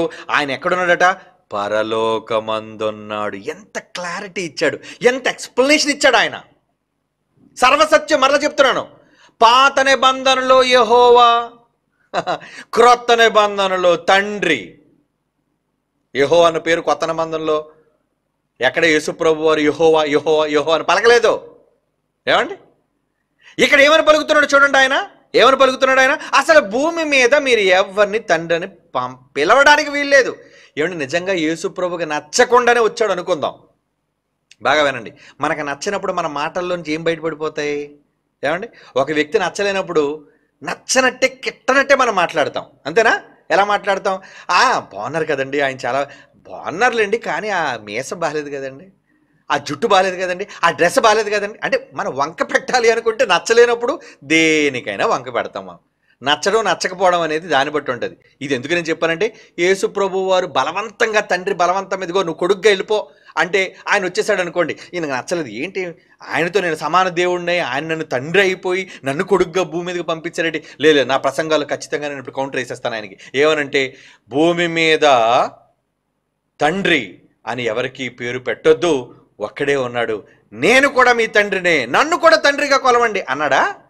మనమైతే అలా పలికేస్తాం. ఎందుకంటే మన మనస్సులో ఉన్న ఆక్రోశాన్ని, మన మనస్సులో ఉన్న ఆశని కక్కెత్తాం బయటికి, మనం అంగీకరించేస్తాం మనం. మరి అవకాశం ఉన్న యేసుప్రభు ఎందుకు ఇక్కడ చెప్పట్లేదు? ఆలోచించండి. భావం, మైండ్, అతని ఉద్దేశం ఆలోచించండి. ఇక్కడ ఏమంటున్నాడంటే మరలా ఇప్పుడు చదవండి. ఆయన మనస్సులోనికి వెళ్ళి యేసుప్రభు మనస్సులోకి తొంగి చూసి చదవండి. భూమి మీద ఎవరికి తండ్రి అని పేరు పెట్టవద్దు, ఒక్కడే మీ తండ్రి, ఆయన పరలోకమందున్నాడు. అంటే పరలోకమందున్న వ్యక్తినే తండ్రిగా మీరు గుర్తించాలి. భూమి మీద ఎవరిని తండ్రులని పిలవద్దు, గుర్తించకండి. అంటే తండ్రి అన్నదానికి యేసుప్రభు వారు యాక్సెప్ట్ చేశారా లేదా? యేసుప్రభు వారు తండ్రి తత్వాన్ని అంగీకరించారా లేదా? అంగీకరించారు. తండ్రి తత్వాన్ని ఆయన అంగీకరించారు. ఆయన అంగీకరించారు కాబట్టే ఏమండి, ఆయన పరలోకమందున్న దేవునిని, యెహోవాని తండ్రి అని పిలిచాడు. మీరు నా తండ్రి, మీరు మాత్రమే తండ్రి, ఇక ఎవ్వరిని తండ్రి అని పిలవకూడదు తండ్రి అని ఆయనను సంబోధిస్తున్నారు యేసుక్రీస్తు వారు. ఓకే, ఇప్పుడు ఇక్కడికి రండి. సామెతల గ్రంథం, పూర్వకాలమందు తన సృష్టి ఆరంభములో ప్రథమమైన దానిగా యెహోవా నన్ను కలుగజేసెను. ఏమండి, అనాది కాలం మొదలుకొని మొదటి నుండి భూమి ఉత్పత్తి అయిన కాలం పూర్వము నేను నియమింపబడితిని. ప్రవాహ జలములు లేనప్పుడు, నీళ్లతో నిండిన ఓటలు లేనప్పుడు నేను పుట్టితిని. 25వ వచనం, పర్వతములు స్థాపింపబడక మునుపు, కొండలు పుట్టక మునుపు, భూమిని తన మైదాములో ఆయన చెయ్యక మునుపు, నేను మట్టిని రవంతియు సృష్టింపబడక మునుపు నేను పుట్టి తిని. ఒకళ్ళ జ్ఞానమే ఘోషిస్తుంది. ఇందుకు యేసుప్రభు వారిది ఏమండి, ఆయన కూడా జ్ఞానముగా పిలువబడ్డాడు కదా. ఎస్, ఆయన కూడా జ్ఞానమే. క్రీస్తు ఎవరనుంది? దేవుని జ్ఞానమును దేవుని శక్తియునై ఉన్నాడు. ఒకళ్ళు పుట్టలేదే అనుకోండి, భూమి మీదకి వచ్చిన తర్వాత ఎందుకు సామెతల గ్రంథం 8వ అధ్యాయం 22 ఎడుపును అంగీకరించొద్దు. మనం పుట్టితిని అనే పదం ఉంది కాబట్టి ఆయన పుట్టాడు అన్న విషయాన్ని అంగీకరించిన వాళ్ళు మాకు వద్దంటారు, రెఫరెన్స్ వద్దంటారు. ఎందుకంటే పుట్టితిని అని క్లియర్గా ఉంది కాబట్టి. పుట్టితిని అంటే నేను జన్మించాను, వచ్చాను అనే కదా.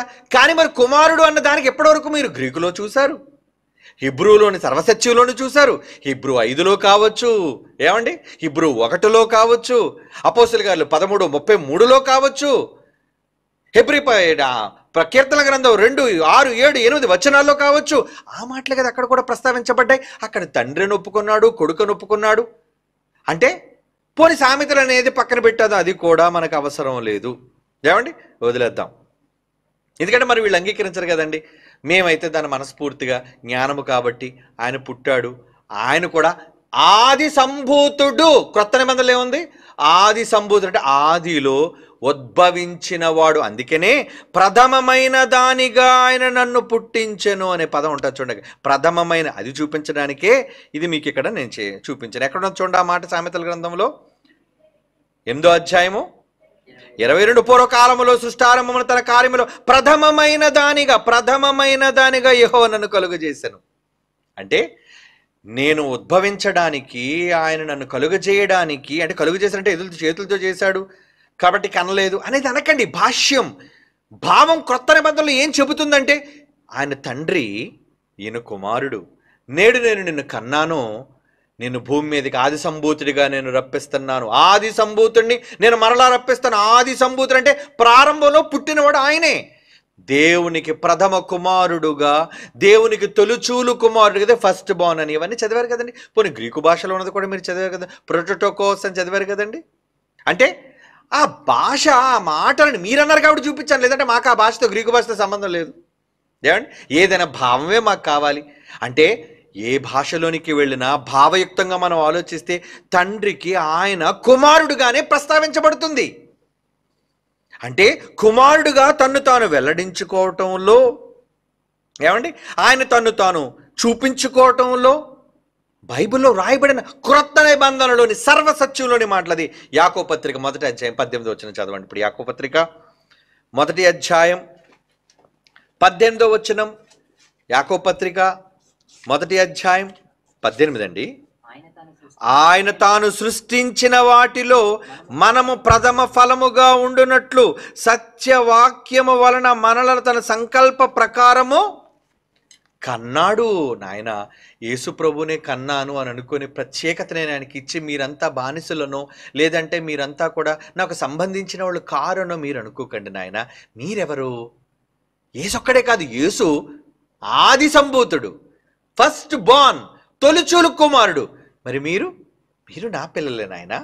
అంటే తండ్రికి పక్షపాతం లేకుండా తండ్రి తత్వాన్ని యేసుప్రభు అంగీకరించాడు. అవునా?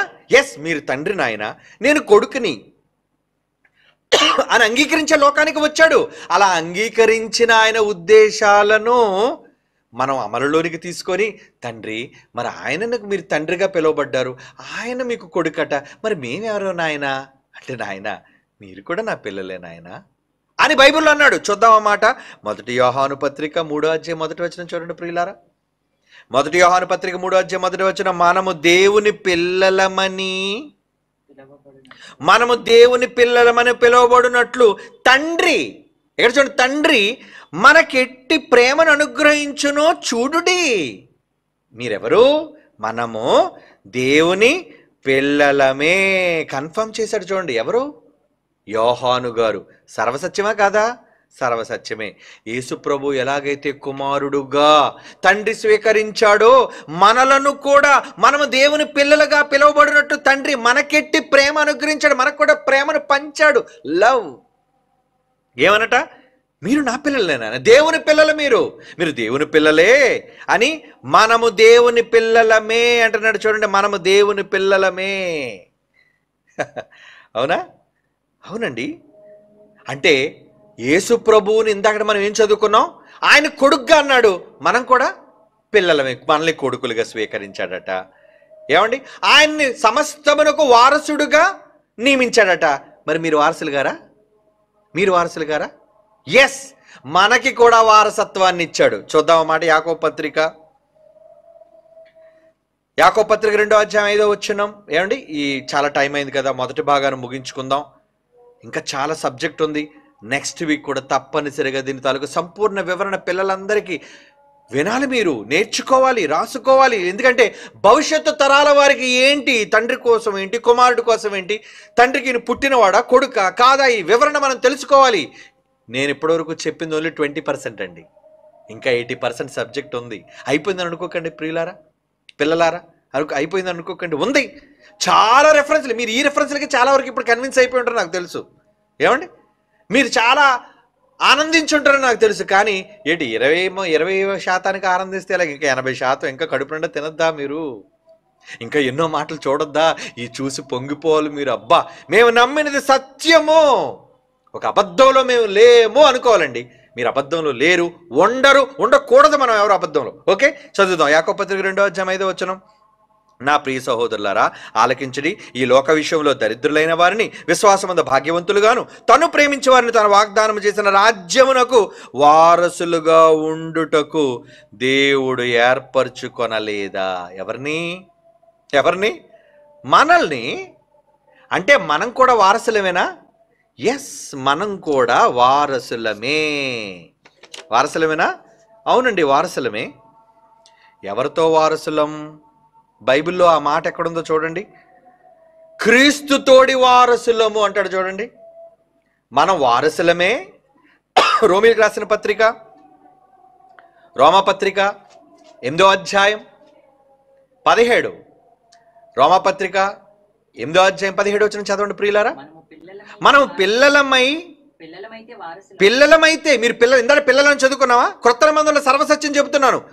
తండ్రి ఎలాగైతే యేసుప్రభు వారు కుమారుడో, ఆయన వారసుడిగా నియమించాడో, మన దగ్గర కూడా ఎటువంటి భేదం చూపించకుండా మనల్ని కూడా పిల్లలుగా చేసి వారసులుగా చెబుతున్నాడు చూడండి. ఏమని చదవండి ఆ మాట. మనము పిల్లలమైతే వారసులము, అనగా దేవుని వారసులము, క్రీస్తుతో కూడా మహిమ పొందుటకు. క్రీస్తును మహిమపరచాడు కదా తండ్రి, కొడుకును మహింపరుచుకున్నాడు కదా తండ్రి. అంటే ప్రభువా, మరి ఆయన ఒక్కడే మీరు మహింపరుస్తారని ఆయన, మాకు మహిమ లేదా? అయ్యో పిల్లలారా, ఎందుకు లేదు?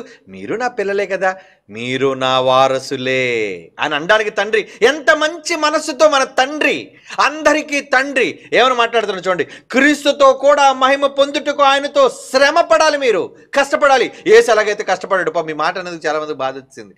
ఏమంటే యేసు ప్రభు కష్టపడ్డాడు, కష్టపడకూడదండి, కష్టపడకపోతే పరలోకం ఇవ్వడానండి. ఏమిటి? దేన్నైనా సాధించాలంటే కష్టపడితేనే కదండి సాధించాలి. సాధించకుండా వచ్చేదాన్ని గొప్పతనం ఏముంది? ఊరకనే నువ్వు కప్పు కొనేసుకొని వచ్చి, అబ్బా నేను కప్పు అంటే నా దగ్గర కప్పు వచ్చింది. దేంట్లో గెలిచావు? ఎందులో సాధించావు? కప్పు నీకు రావాలి అంటే ఏదో సాధించాలి కదా. నీ కప్పు నువ్వు కొనుక్కుంటే కాదు, ఎవడో నీకు ఇవ్వాలి. తండ్రి అయిన దేవుడు కుమారుడికి కప్పిచ్చాడు. ఎందుకో తెలుసా? సిలువుని ఎక్కావు కదా నాయన, ప్రాణం పెట్టావు కదా నాయన, వెరీ గుడ్ నాయన, వండర్ఫుల్ నాయన, చాలా కష్టపడ్డావు. అలాగే ఆయనకు వారసుడుగా ఒప్పుకొని మహిమనిచ్చాడు కదా, మీరు కూడా క్రీస్తుతో కూడా మహిమ పొందుటకు ఆయనతో శ్రమపడిన ఎళ్ళ క్రీస్తుతోడి వారసులు అంటున్నాడు. చూడండి, క్రీస్తుతోడి వారసులు, క్రీస్తుతోడి వారసులు. తండ్రి తన కొడుకు నేడు నిన్ను కన్నాను అని ఆయనతో చెప్పిన వారిని కొడుకుగా స్వీకరించి వారసత్వాన్ని అప్పచెప్పి మహిమను ఆయన ఎలాగైతే మహిమపరిచాడో, పిల్లలుగా మనల్ని కూడా కుమారులుగా స్వీకరించి, ఏమండి, సంకల్ప ప్రకారంగా మనల్ని కని మనల్ని కూడా శ్రమ పడితే, క్రీస్తుతో కూడా సమానంగా శ్రమ పడితే మీకు నేను వారసులుగా నియమిస్తాను అంటున్నాడండి. ఎంత మంచి తండ్రి మనస్సు అది. తండ్రి ఎవరి మీద పక్షపాతం ఉంటుందా? ఉండదు కదండి. నిజమైన తండ్రి ఎప్పుడు కుటుంబంలో పిల్లలందరినీ సమానంగా చూస్తాడు. మనుషులకు పక్షపాతం, కానీ దేవుడు పక్షపాతి కాడు కదా. దేవుడికి పక్షపాతం లేదు కదా. లేదన్నప్పుడు యేసుని ఎలాగైతే కొడుకుగా చూస్తున్నాడు, మనల్ని కూడా కొడుకులుగా చూస్తున్నాడు. ఈ మాటకి వారి సోదరులకు బాధ కలిగొచ్చు. అంటే మీరు క్రీస్తుతో పాటు దేవునికి సమానులా? కష్టపడితే లేమయ్యే సమానులు. మేము యేసుప్రభు పాద ధూళి కూడా పంచేము. ఆయన చాలా గొప్పవాడు, కానీ ఆయనకు కూడా కొడుకే, మేము కూడా కొడుకులమే. ఆయన కూడా తండ్రికి కుమారుడు, మేము తండ్రికి కుమారులు, పిల్లలమే కదా. సర్వసత్యములను పరిశుద్ధాత్మ దేవుడు ఒప్పుకున్న మాట. ఒప్పుకున్నాడు లేదా? ఒప్పుకున్నాడు. నేను అలసిపోయానండి, కానీ ఒకటి నా అతను చెప్తున్నాడు చూడండి, దీని తాలూకా కంటిన్యూటీ, ఇంకా అద్భుతమైన రెఫరెన్స్. అందరూ వాడే రెఫరెన్స్లు చూపించను, అందరూ వాడే సందర్భాలు, అందరూ వాడే విషయాలు చెబితే ఇంకా బీఓఈ వాళ్ళు గొప్పతనం ఏముందండి? క్రైస్ట్ చర్చ్ గొప్పతనం ఏముంది? అంటే మీరు చదువుకున్న బైబిలులోని మాటలే. ఇప్పటి వరకు నేను బైబిల్ కాని మాట ఇది మీరు ఇలా ఊహించుకోండి, ఇలా అనుకోండి అని నేను అనలేదు. ఉన్న మాటలు బైబిల్లో మీతోనే చదివించి దాని వెనక ఉన్న భావాలేంటో ఉద్దేశాలేంటో మీ అందరికీ నేను వివరించాను. ఏమండి? కనుక ఇంకా అద్భుతమైన విషయాలంటే, నిజంగా యేసుక్రీస్తు వారు పుట్టిన కుమారుడేనా, అలా పుట్టాడు ఆయన కొడుకు అనడానికి బైబిల్లో ఇంకా ఎన్ని బేసిస్ ఉన్నాయో అవన్నీ నెక్స్ట్ తరగతిలో ఖచ్చితంగా మాట్లాడుకుందాం. God bless you all. మీ ఆసక్తిని అలాగే కొనసాగండి. ఎవరితోనూ చర్చలు పెట్టుకోకండి, అనవసరంగా గొడవలు పడకండి. వివరణ పూర్తిగా విన్న తరువాత మీరేం మాట్లాడాలో మాట్లాడండి. ఏమండి, అంగీకరించే వాళ్ళకి మనస్సు ఉంటే అంగీకరించండి. వద్దు మేము కఠినపరచబడిన వారం మేము అంగీకరించమంటారా? ఓకే, మీకు దండం, మీరు అంగీకరించాల్సిన పని లేదు. మీరు వింటే వినండి, వినకపోయినా పర్వాలేదు. కానీ సత్యం ప్రజలకు తెలియాలని మా వంతు బాధ్యతగా మేము ఈ విషయాలన్నీ ప్రజల మధ్యకు తీసుకురావడం జరుగుతుంది. ఇది ఎవరి మీదో పోటీ కోసమో, ఎవరి మీదో వైషమ్యం కోసమో చెబుతున్న మాటలు కావని ప్రేమతో ప్రియులుగా మీరందరూ గమనించాలని, మనమంతా ఏకతాత్పర్యం, ఏక మనసు, ఏకభావం కలిగిన వారుగా భవిష్యత్తులో ఉండాలని కోరుకుంటూ, క్రీస్తు దేవునికి పుట్టిన కుమారుడా అనే వాటి ఇంకా పరిపూర్ణమైన ఇంకా చాలా ఉంది వివరణ. చెప్పాను కదా, 20% మాత్రమే ఇప్పుడు మనమన్నా, మిగిలిన 80% నెక్స్ట్ తరగతిలో నెక్స్ట్ సండే ఖచ్చితంగా మాట్లాడదాం. Until then keep reading Bible చదువుతూనే ఉండండి, విశ్వాసాన్ని పోగొట్టుకోకండి, ఒకరితోనొకరు ప్రేమ కలిగి ఉండండి. God bless you.